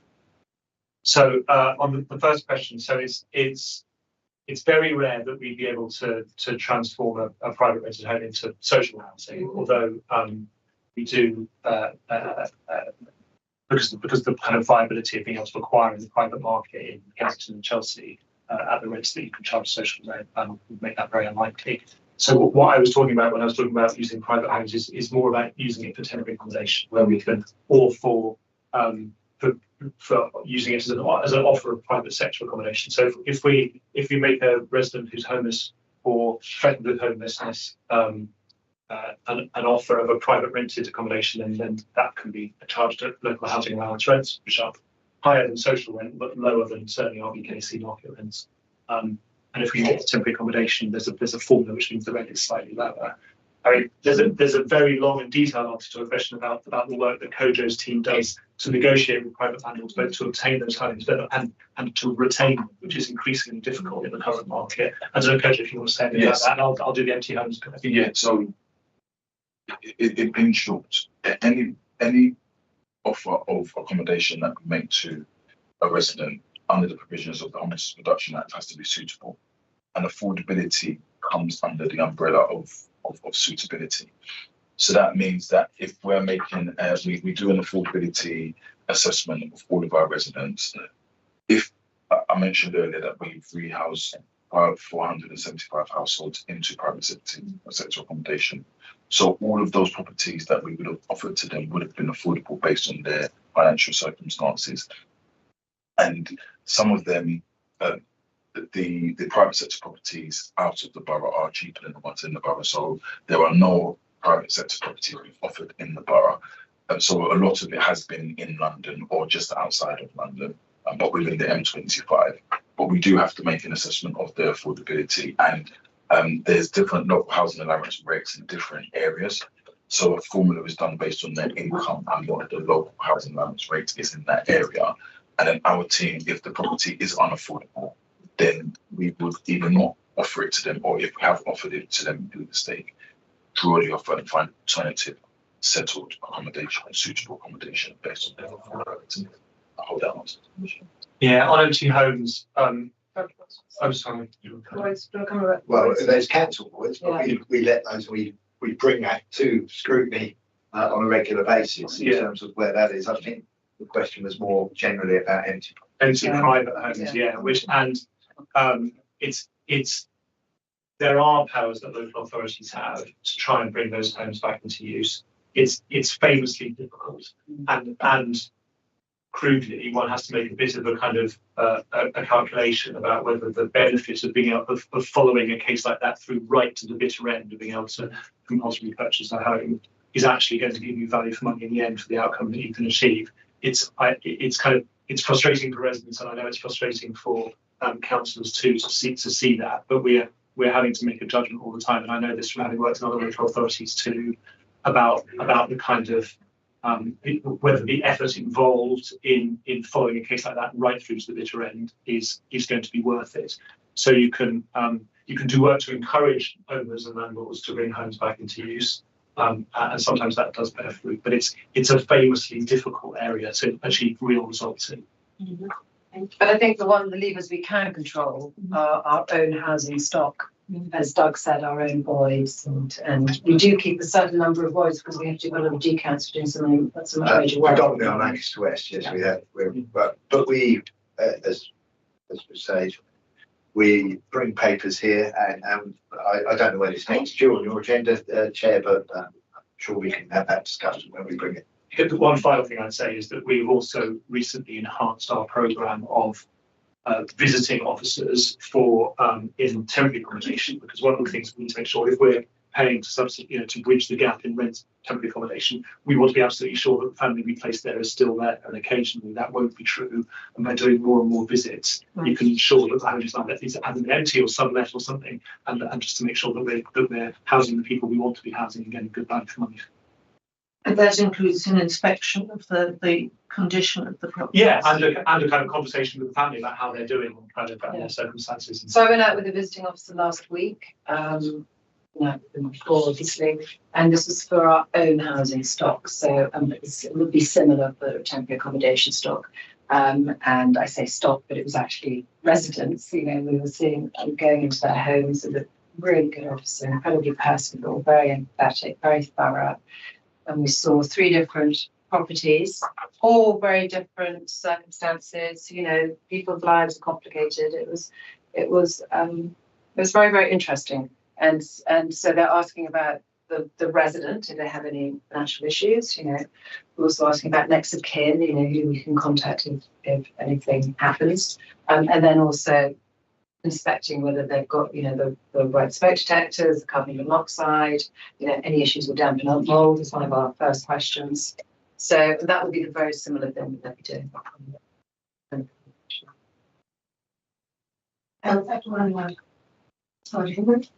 Page 53 is the question again about to ensure our homes are safe. Even though Sarah, she said, I have to communicate with the officers.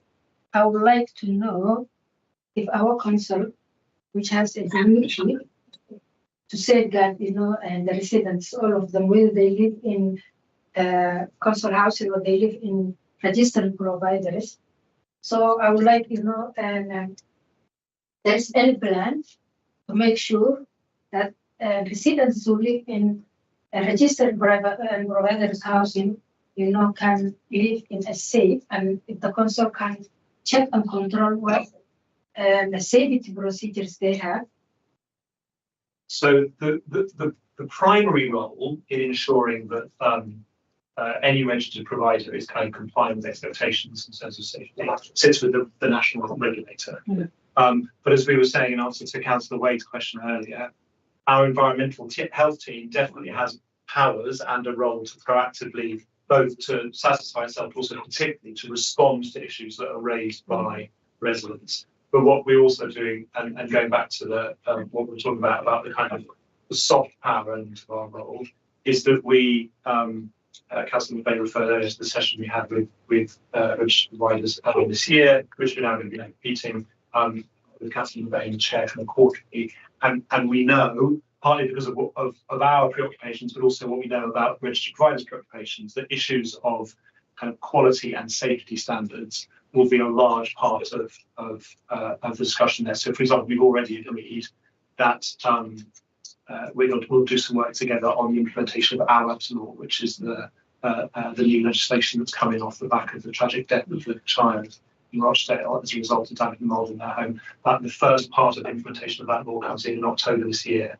So it's a really obvious example where we need to be comparing notes with registered providers in the borough about how we're implementing that, but also it's an opportunity for Councillor McVeigh to make clear our expectations, as it were, as the kind of political, if you like, the kind of municipal political leadership of the borough about how we would want registered providers to be kind of and as Dan says, that's showing best practice. I don't know, Doug, if you want to talk a bit about what we do about damage and mould, which it went down really well at the round table with our Warm and Well programme, working with the NHS. So we do quite a bit on damp and mould in terms of council, what we do at council. So we share visits with the National Health Service. We use a practitioner and a nurse to assist. So we look at the health of our residents as well as the issue that might be causing that, and work together as a partnership to try and bring that to a conclusion. That's what we do. Registered providers. No, That's what we do in council. Yes, council. What we do, but we were sharing it as best practice with the registered providers. Okay. So again, just working with what we can work with.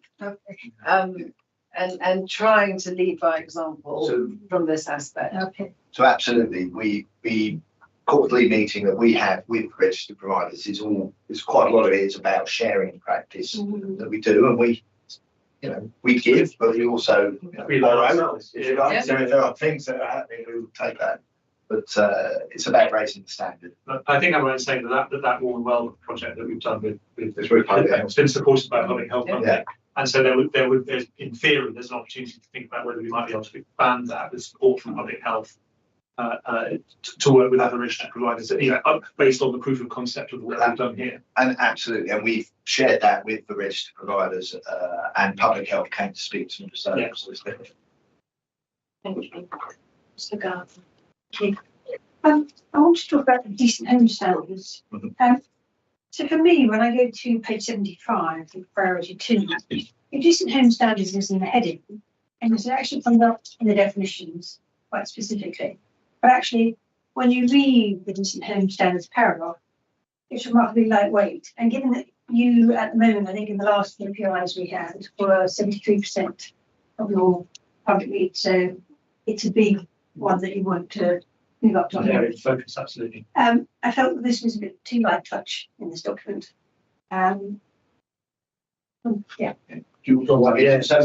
So we did make a commitment within our business plan. You recall we brought that here at the end of January. We set out the investment needs that we needed to get to decent homes, and that was approved by leadership.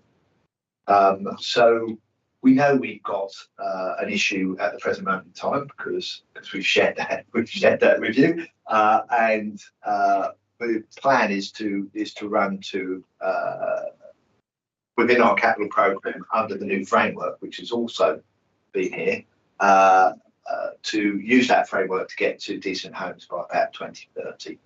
That's probably where we feel we can get to it. We are partway through that programme, as you know. We've spent about 300 million so far, but probably another 300 or 400 million to spend to get to where we need to be to get to 100% decency. But I think your point is actually really made me think about it as well. That we probably could expand this more. This is our draft, and that's really helpful. That's a really helpful suggestion, because getting to decency, as Doug said, is basically our major works programme, and you're all really familiar with our major works programme. You've seen it a lot. We've talked about it a lot. But yes, it's the linking the major work programs with the decent home standards. I don't think we've joined that up enough in here. I think that makes sense. If you go to priority 3, where you then talk about good quality council homes, you don't mention decent standards. decent home standards, and yet that is effectively what you're doing. Yeah, we So you link kind those of things go, together. yeah. No, that's really helpful. You know, we just kind of look at something too much sometimes and we need to have fresh eyes, so thank you. Can I just ask a few minor questions? On page 67, which is 11 in the document, talk about 8% of households in the borough overcrowded. Are those council stock? Because I know we have a different measurement. As I recall, you have to be essentially one room over to be recognised as overcrowded. Is this a borough-wide, irrespective of council stock, or is this our council definition in council stock? This isn't council stock, so this is a measure of across all tenures in the borough. That makes sense. Okay. It might be helpful just to clarify that. Yeah, no problem. And then my last point, I always think first impressions really count. And I read the forward and I read the first sentence: to provide a safe, decent home where life can spring from and ambitions achieved is at the very heart of this housing strategy. I've bounced that off several other people, and none of us find it very easy to understand. We don't think it's grammatically correct. But actually, could you provide something that's just plain understandable and just We will look into that. I personally like it because it's my forward. But I will take that on board. I think we're just trying to say, without saying the home is where the heart is, which is so kind of hackneyed, but that is how important the home is. I mean, the home is, if you don't have a decent home, you can't kind of do anything. You know, it's hard to go out to work, it's hard to go to school, it's hard to get your kids up in the morning. And so I suppose that's what I'm trying to do, and talk about then the ambitions of what you can then do as an individual when you have a safe home, but then also our ambitions as a council. But I will definitely take that on board and look at it. Joanna, what would it want to say ambitions be achieved? My life can spring from and ambitions be achieved. Oh, that sounds better. Would that be more grammatical? it's better? Thank you, Chair. That would be a quick. That is helpful. Do you have anything else? No, that's Thank you very much. I'll just mention a couple of things, just on the same page actually, which is the forward on page 59 and 3. I was just sort of thinking about generally credibility. And the thing that made me sort of think about that was the very first clause in the very first sentence. As a caring and competent landlord. Now, this is what, as a council, we would like to be, we aspire to be, and I have no doubt that we are indeed caring. But given how some of the perceptions on the ground might be, I wonder if putting it like that as your opener might be difficult for some people to hear. That's interesting. Put it like that. Not saying that we're not and that we don't want to be, because we are and do. But I think, can there be a way, and I think this applies a little bit throughout, can there be a way to acknowledge, for instance, when we talk about some of the new homes, we know there might have been some teething problems there. So as a document, it sort of seems to slightly spin things, slightly put a sheen and a gloss on things, which when people on the ground are aware of another angle, it might be difficult for them. Fair enough, and I think that's actually a good point, because as it is definitely our ambition to be a caring and competent landlord, and sometimes we fail on some of those aspects, definitely. So we'll take that away, definitely. Yeah. I don't know, Doug, if you want to come in on some of our tenant satisfaction measures that say we are doing okay as a landlord. Yes, I'm not saying that we're not doing No. okay. I'm saying 4 cases where the perception is still difficult, because we do have a difficult legacy.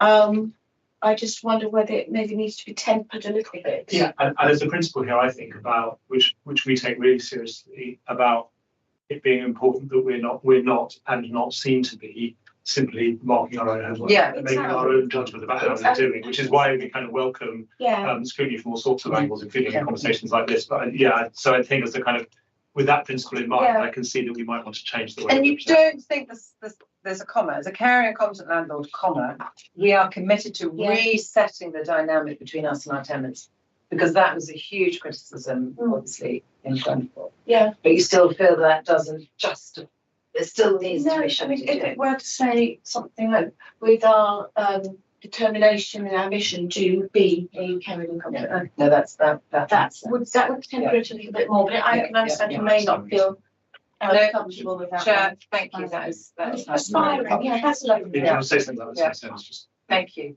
I don't know, it's up to. Well, I mean, in the spirit of not marking our own homework, of course, one of the measures that we look at very carefully is these measures, the measures of tenant satisfaction, as it were, which have shown certainly steady improvement since the time that we took the housing management service in-house after the Grenfell tragedy. It's still a huge way to go, but if you're able to say anything about the kind of most recent data, I think April's when there's a moment of publication, isn't there? Indeed, and we brought it to leadership.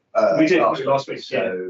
So yes, I mean, overall satisfaction did move from sort of 63 to 68 last year, so it's definitely moving in the right direction.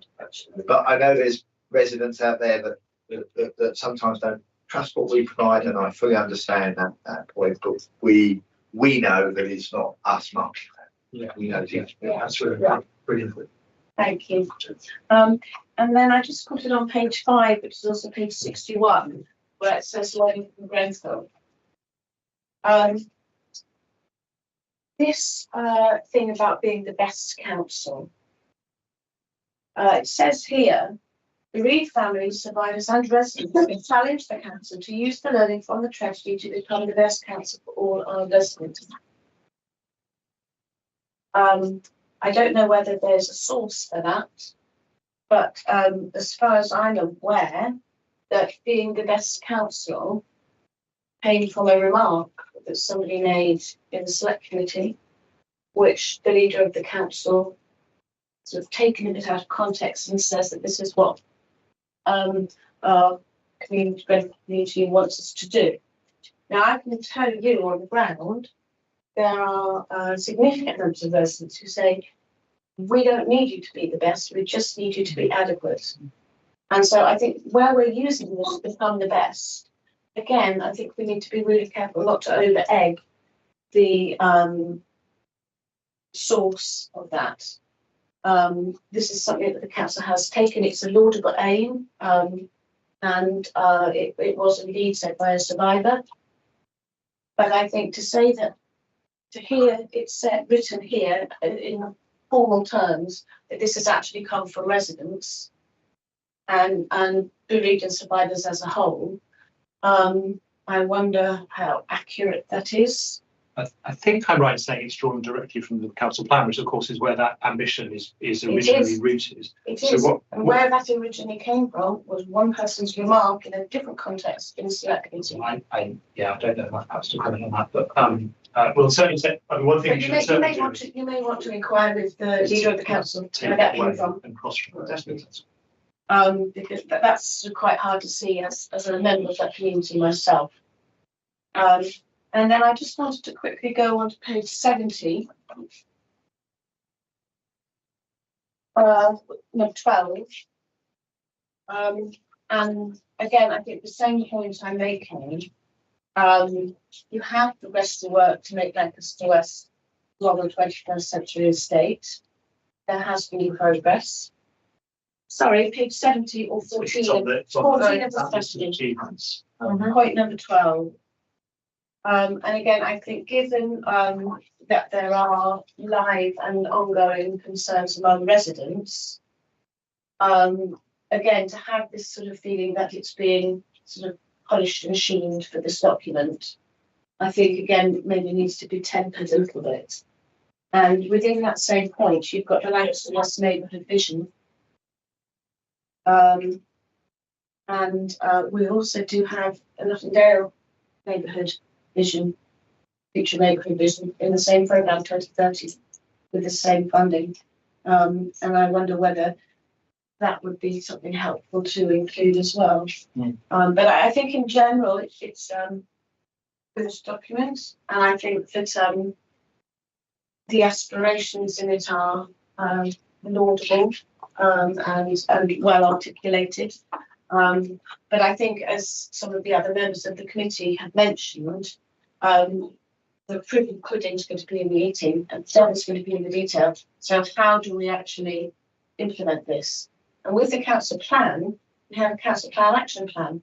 Not right? We did indeed. So maybe we need a housing strategy action plan that will be able to sort of thresh out some more of the detail of the how. Well, as I say, well, we should perhaps take that away, and you should consider how you want to articulate that recommendation. We absolutely understand. I think quite a lot of the work to deliver this is already articulated in various different places. Right. And perhaps part of our job is to kind of figure out the right way to bring that together in a way that is kind of digestible. And I think that's a very good point, because I know when I was looking at the Westminster strategy, looking at it online, they have lots of links to all their different policies. That's how it's going to kind of be embedded. And we have all our policies, and we have, I mean, just our TA strategy, we were looking at that the other day. So we can definitely put more links to that online. I mean, obviously in the paper document, it's harder to, but I think we'll definitely take that away. And then just quickly on the sort of iterations of this document, on page 23 and 79, the second paragraph on the right, actively managing the implementation through consistent monitoring and necessary adjustments. And I just wonder whether there is any procedure process for how necessary adjustments will be determined and implemented, and what scrutiny, if any. So I think probably there'll be, there's two part answer to that question. Firstly, we will, given the lifespan of a document like this, you will constantly having to be reacting to environments, to speed we're working on, in order to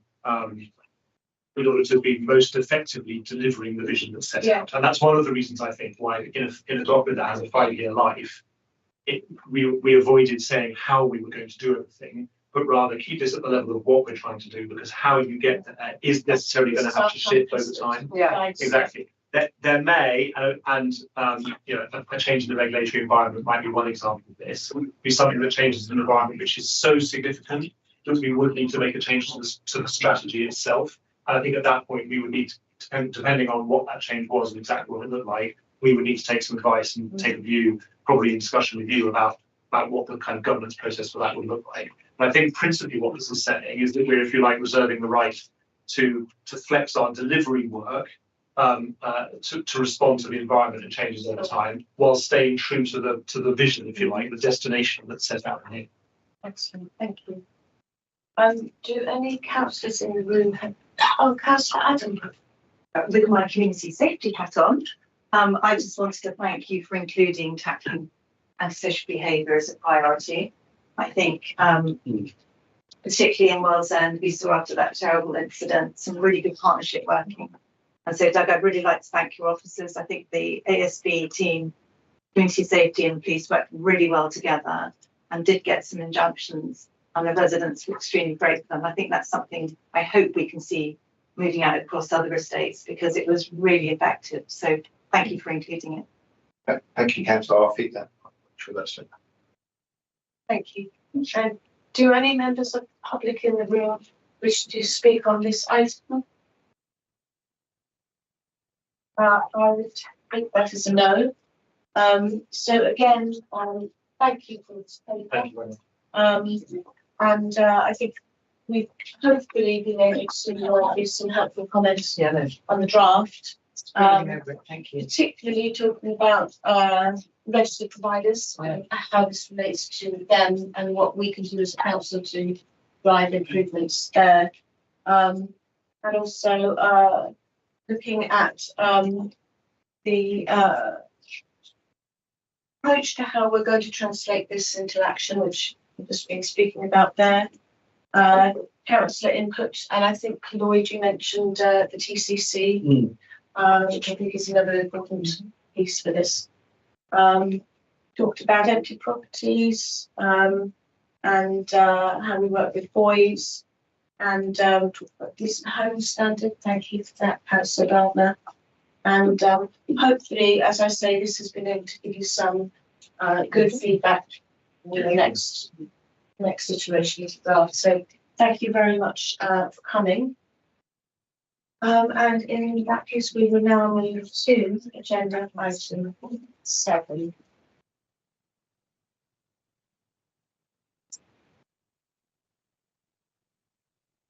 So this is the report on the responses to the recommendations made by the Hostels Working Group.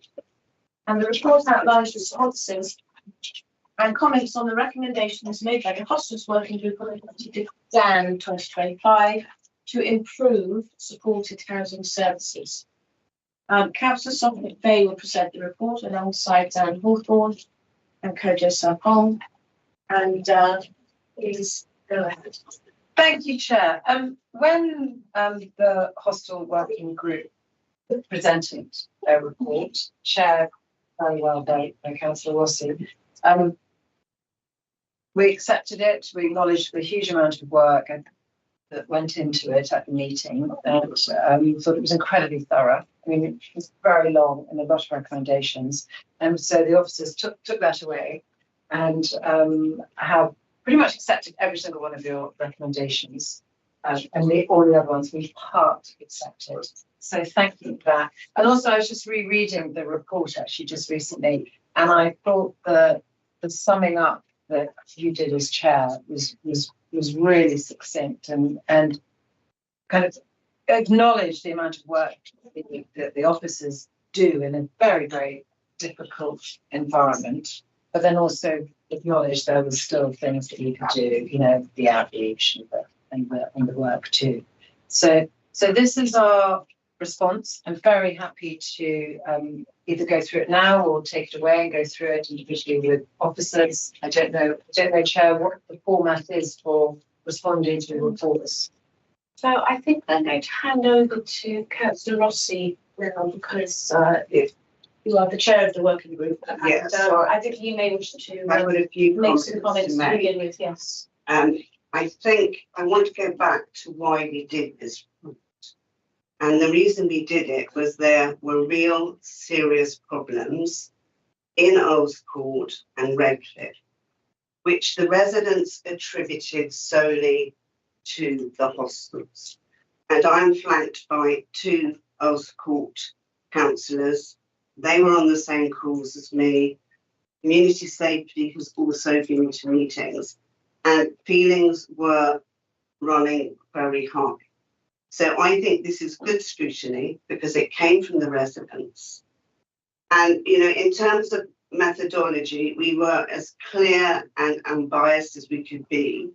And we spoke to everyone involved, and we visited as many hostels as possible. And we also tried, Stuart Priestley tried forward to get the police data so that we could actually see where the hostels were and incidents of ASB and arrests and etc. But the police, I'm afraid to say, they didn't give us the information. And, you know, the recommendations, I work very well with Linda and Joanna. I would like to thank them. The text, even though Bella wrote it, the text was agreed and the recommendations were agreed by all of us. We were hampered initially in terms of the deaths research, because at the time there was not a list of all the hostels, and we got information from various sources that could be incomplete, sometimes inaccurate, and Bella had to sort of kind of put it all together, which she did brilliantly. But, you know, at the time, there should have been a list, but there was not. You have accepted most of the recommendations, and you will see that most of them do not have a big price tag, because we knew that if we asked for a bespoke new building like the one in Westminster, the answer would be no. We also didn't ask for the hostels to be relocated to other wards to even out the load, because the load is falling mainly on Redcliffe and Earls Court. And so, you know, it wasn't, we wanted to give recommendations that didn't require a great deal of money, but simply an attitude shift. And we didn't do, and I think this is the next bit of work that needs to be done, we didn't look forensically at how much money this council was paying to the hostels and whether we were getting value for money. So we have been, you know, very disciplined and very exact, and we were disappointed in, you know, some of the hostels said basically once the residents left the premises, that was a problem of the police or the ward councillors. This is what we were told. External. Well, once they were outside, so we were meant to police the streets, and you know, we all know that the police will only come along if it's a major crime. So we were just asking for a bit more responsibility on the part of the people that we are paying to do this job for us, and nobody thinks it's an easy job. We know that these people are very vulnerable, but they're also difficult sometimes to deal with. So we understand all of that, and you know, we just hope that what we need is greater reassurance that you will look at, you know, because that doesn't come across in your replies, just an acceptance that there is a problem or has been a problem in some of the hostels, and that it is the responsibility of the hostels to manage, you know, to look after their flock and to manage the situation in a better way. So in terms of Princess Beatrice House, this is not an academic exercise for us. That is in my ward, and it is going to affect Earls Court ward as well. And, you know, I have never said I don't want that to reopen. I have worked in constant contact with Emma Will over it. I've sent her our recommendations. But I mean, if it is going to reopen there, it's got to be managed in a way that is better. Because, you know, there's a respite now. But, you know, our residents are not going to wear it. And, you know, it isn't right for, you know, we're meant to help these people get out of the situation they're in and towards independent living. And so, you know, they need more structure. They need more things to do during the day. And they shouldn't be allowed to just wander around the street and do drugs, because that, in effect, is what is happening. So anyway, I've said what I've got to say. Linda, I don't know if you've got anything to say or... Yes. Can I just answer that?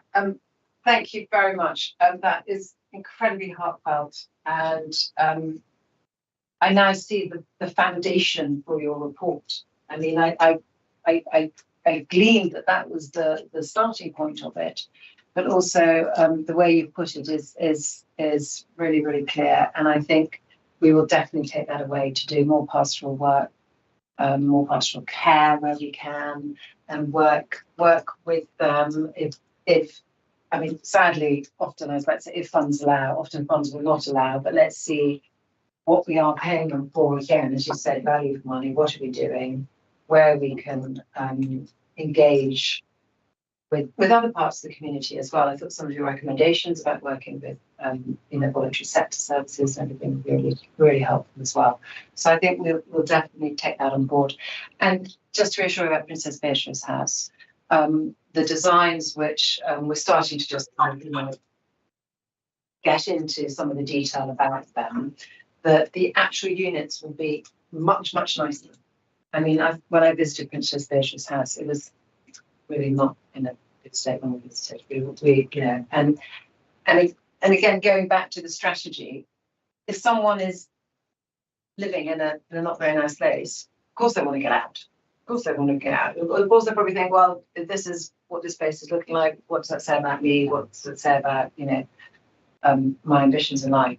So hopefully, you know, it will definitely be a lot better. I mean, be really good. And we're going to have communal areas, and also on the ground floor, we're going to have some accessible, because I know, Chair, that's something you always say about we don't have enough accessible ground floor access. So we are really taking that on board. But as soon as we get anything that's worth looking at, I will definitely bring it to you and Councillor Reid as well, because I know that's the question. Linda, do you want to say something? Yes,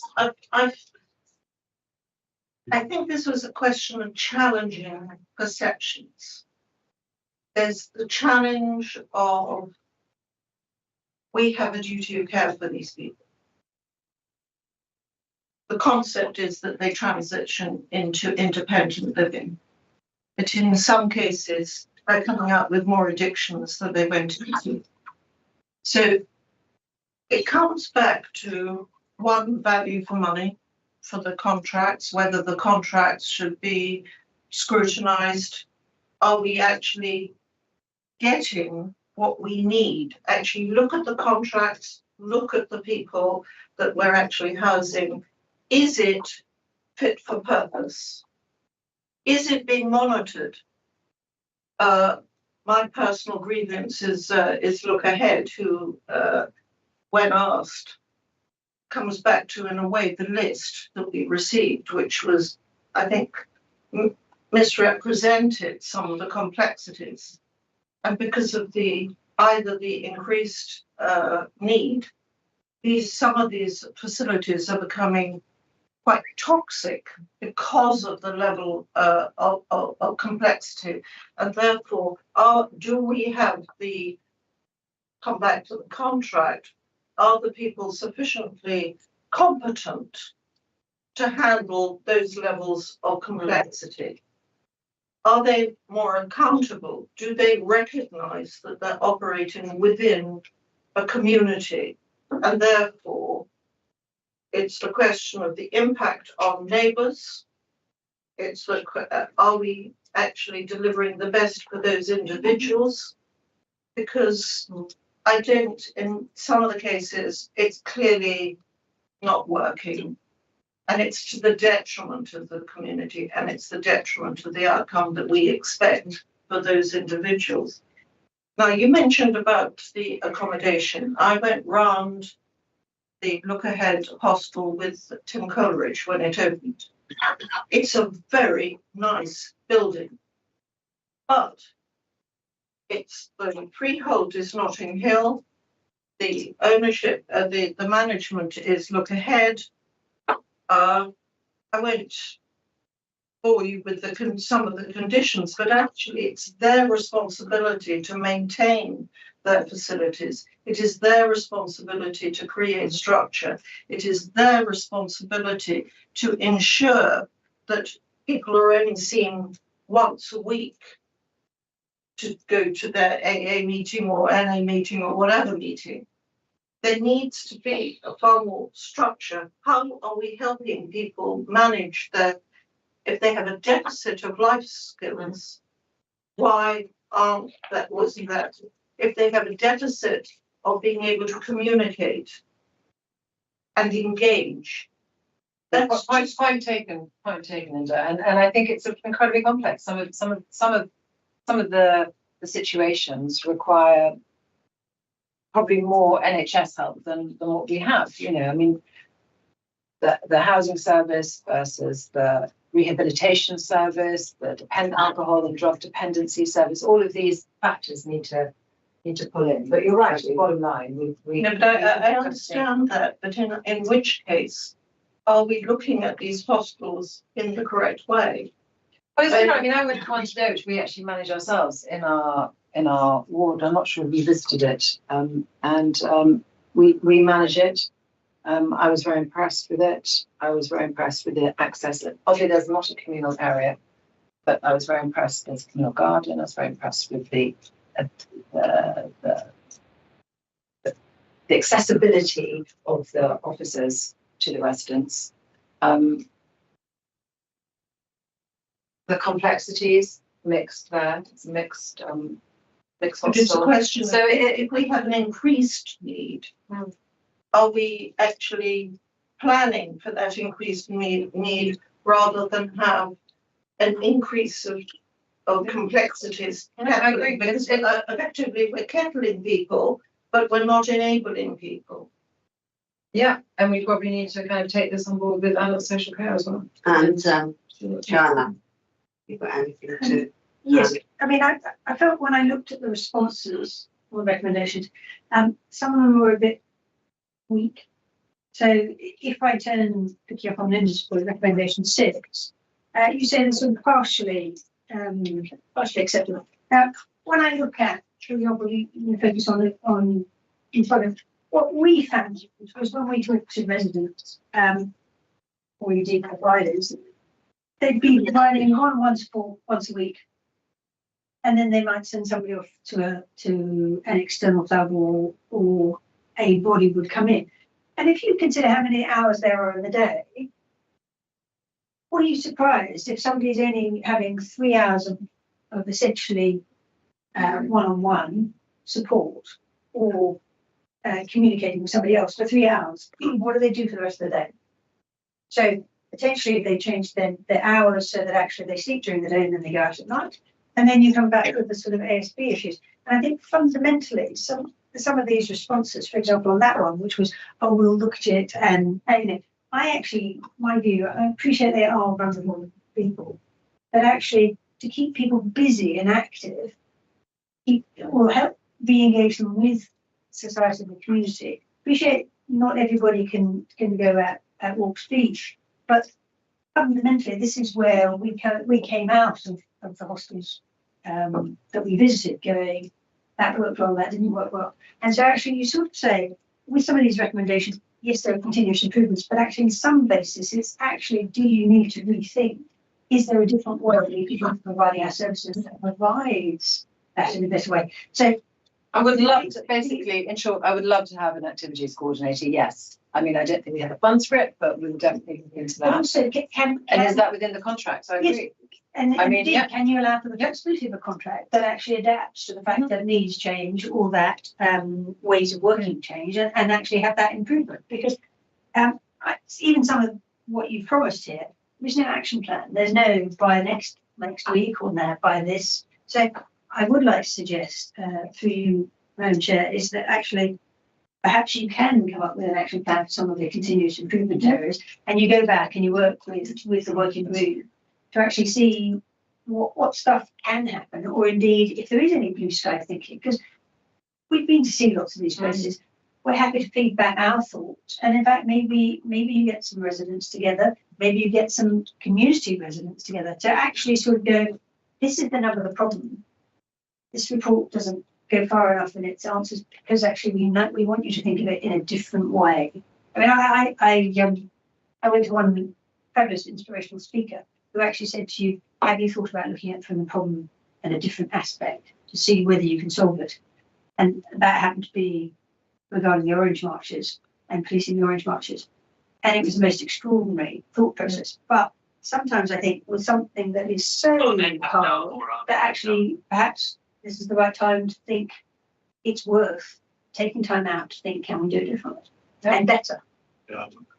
Hamish, do you want to say? Yes, thank you. Yes, thanks to Councillor Rossi, Councillor Wade, and Councillor Gardner for their work on this. Obviously, as Councillor Earl-Scott, is something I've spent significant amount of time myself, of course, over the last couple of years. So I really welcome the helpful work they've done here.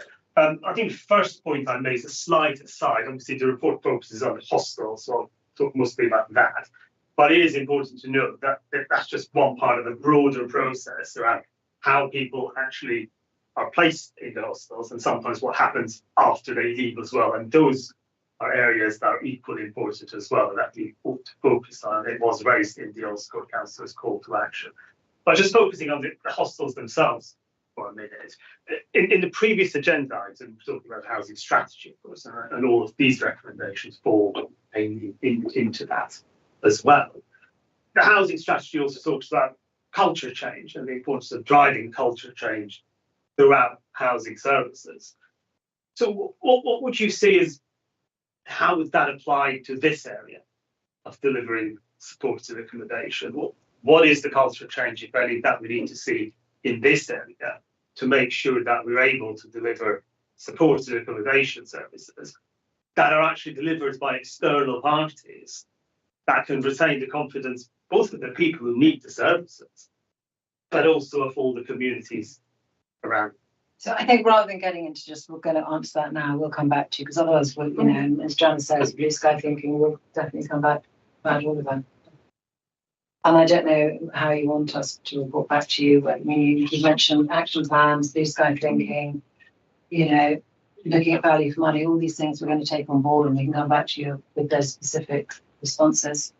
I think it would be helpful for, I mean, us three, not so much to let the working group, but to have updates on Princess Beatrice House. I think that would be very helpful. Yes, we'll take that. So that's an action. That's absolute for action. those councillors. I mean, you know, I'm not excluding. That's right. That's right. But also, can I just say, I think the work KJ's done on the housing list and looking at how you can keep people in private accommodation or not being made homeless, that's the sort of thing I'm thinking you want here. So, fabulous job there.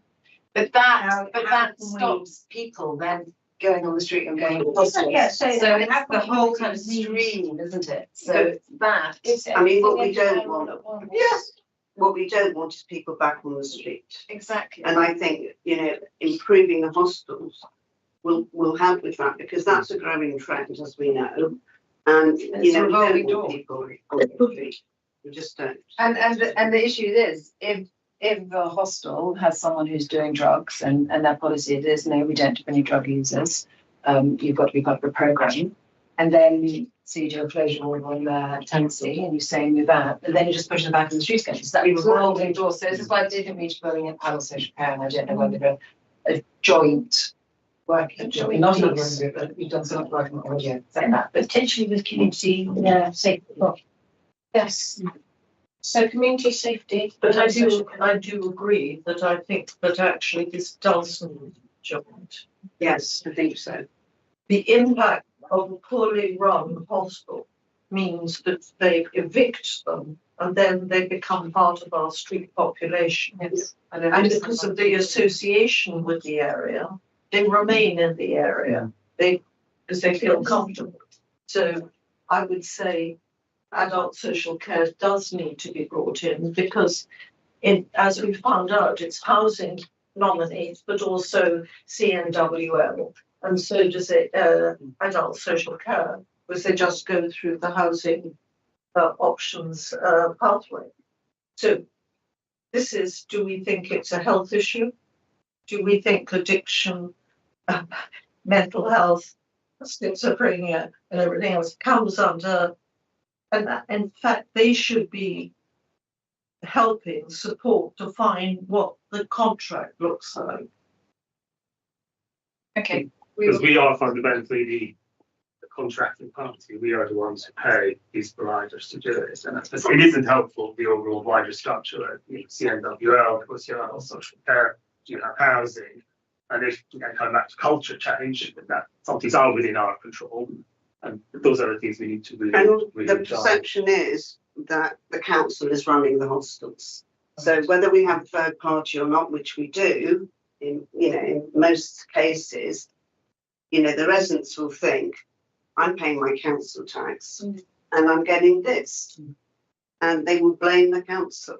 So, you know, having a restaurant which is annoying is a different thing, because that's a business and we're not running it. Do we have any other comments from the committee? No. So I think we have got to get together some next steps. I've heard from you yourself talking about doing more pastoral work. Or you're looking at contracts with me as Looking at value for money and how the contracts are, but also how they're monitored. But I think on one level, the key takeaway here is at the heart of this are very, very vulnerable people. And as a council, we don't want to be failing them. And we also, if we are paying for a service, we need to make sure that it's fit for purpose. And I would like to extend my thanks to the chair and members of the working group, and also to the officers for what has been a really thorough and important piece of work. And what we have here, as you mentioned, Mary Therese, is good scrutiny in the sense that it's been driven by a problem identified by residents. It's looked at what's happening. It's identified ways to improve things. So this is like a little bit of scrutiny to you, and hopefully it will work. That it will actually drive some improvement on the services, which is what ultimately scrutiny is all about doing. So I think if there maybe as a sort of next step, maybe there needs to be a follow-up meeting. What I would personally love to meet with MT and rest of the working group. I will rarely really on so much time on it, but with COJO and with whoever you recommend in your team to really sit down and thrash it out. And I like the idea of trying to just almost put everything aside in blue sky thinking and just see. But bring in help. That may be a next step. But I think it needs to start with conversation, and I think we also need to start with how is this response to the recommendations, how can this be strengthened into something that's actually actionable. Okay, that's going to be as powerful as possible. Task ahead. Does that make sense to you? Yes, and I would like to thank everyone for your input and agreeing to that. Thank you. Excellent. Thank you very much. I think, does anybody, any member of the public wish to ask a question? So, can I just say one thing? This has got, I mean, I worked with the homeless, and in fact, I actually used to refer people to the. And what it was, you refer them then, and they get a key worker there, and then you have the homeless centre, wherever they refer to, would have a key worker there. This particular centre would have education, art, and that sort of thing, which they could still go to. Now, if you have one of those in Kensington and Chelsea, this is in Westminster, Kensington and Chelsea, you've got, for instance, places here, you could have that as part of your contract, that this is what they need to continue to do. So they don't walk out onto the street and get themselves involved in all sorts of things like that. They can go back to the consent centre and still continue on with their education. So it's very good. Thank you. Thank you for that. Almost like a hub. Yes, yes. And bring this in, because I think that's an excellent suggestion. Thank you very much for your contribution. So in that case, I think we will now move to item A8. Thank you all very much.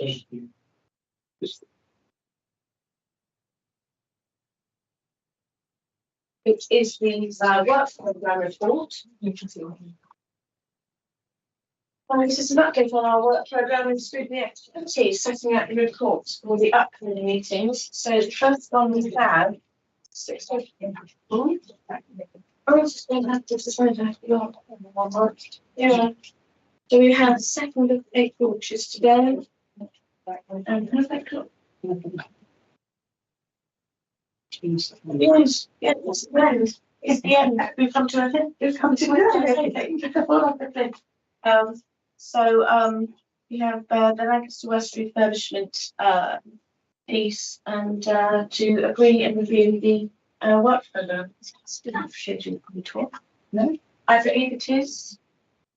It's pending. We've been struggling to find a venue that is big enough and will facilitate the meeting. We think we have achieved it, but we're confirming hopefully tomorrow.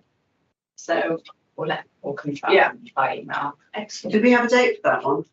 It's hopefully the 12th of May, but we are hoping to confirm it tomorrow with the venue. Is that 6? Would that be 6:30? Yeah, 6:30 start. Yeah.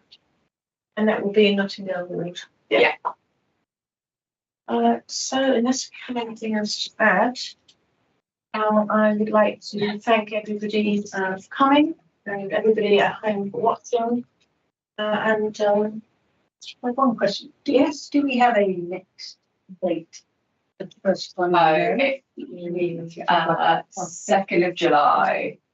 2nd of July. 2nd of July. All right. It's 12th of May, 2nd of July, yeah? Yeah. Thank you. So that concludes this meeting of the committee, and thank you to everyone for your time and attendance this evening. Good night. Thank you, Chair. Thank you. When did I do? Yeah. Because I want to say that you're upset. I yeah, could tell.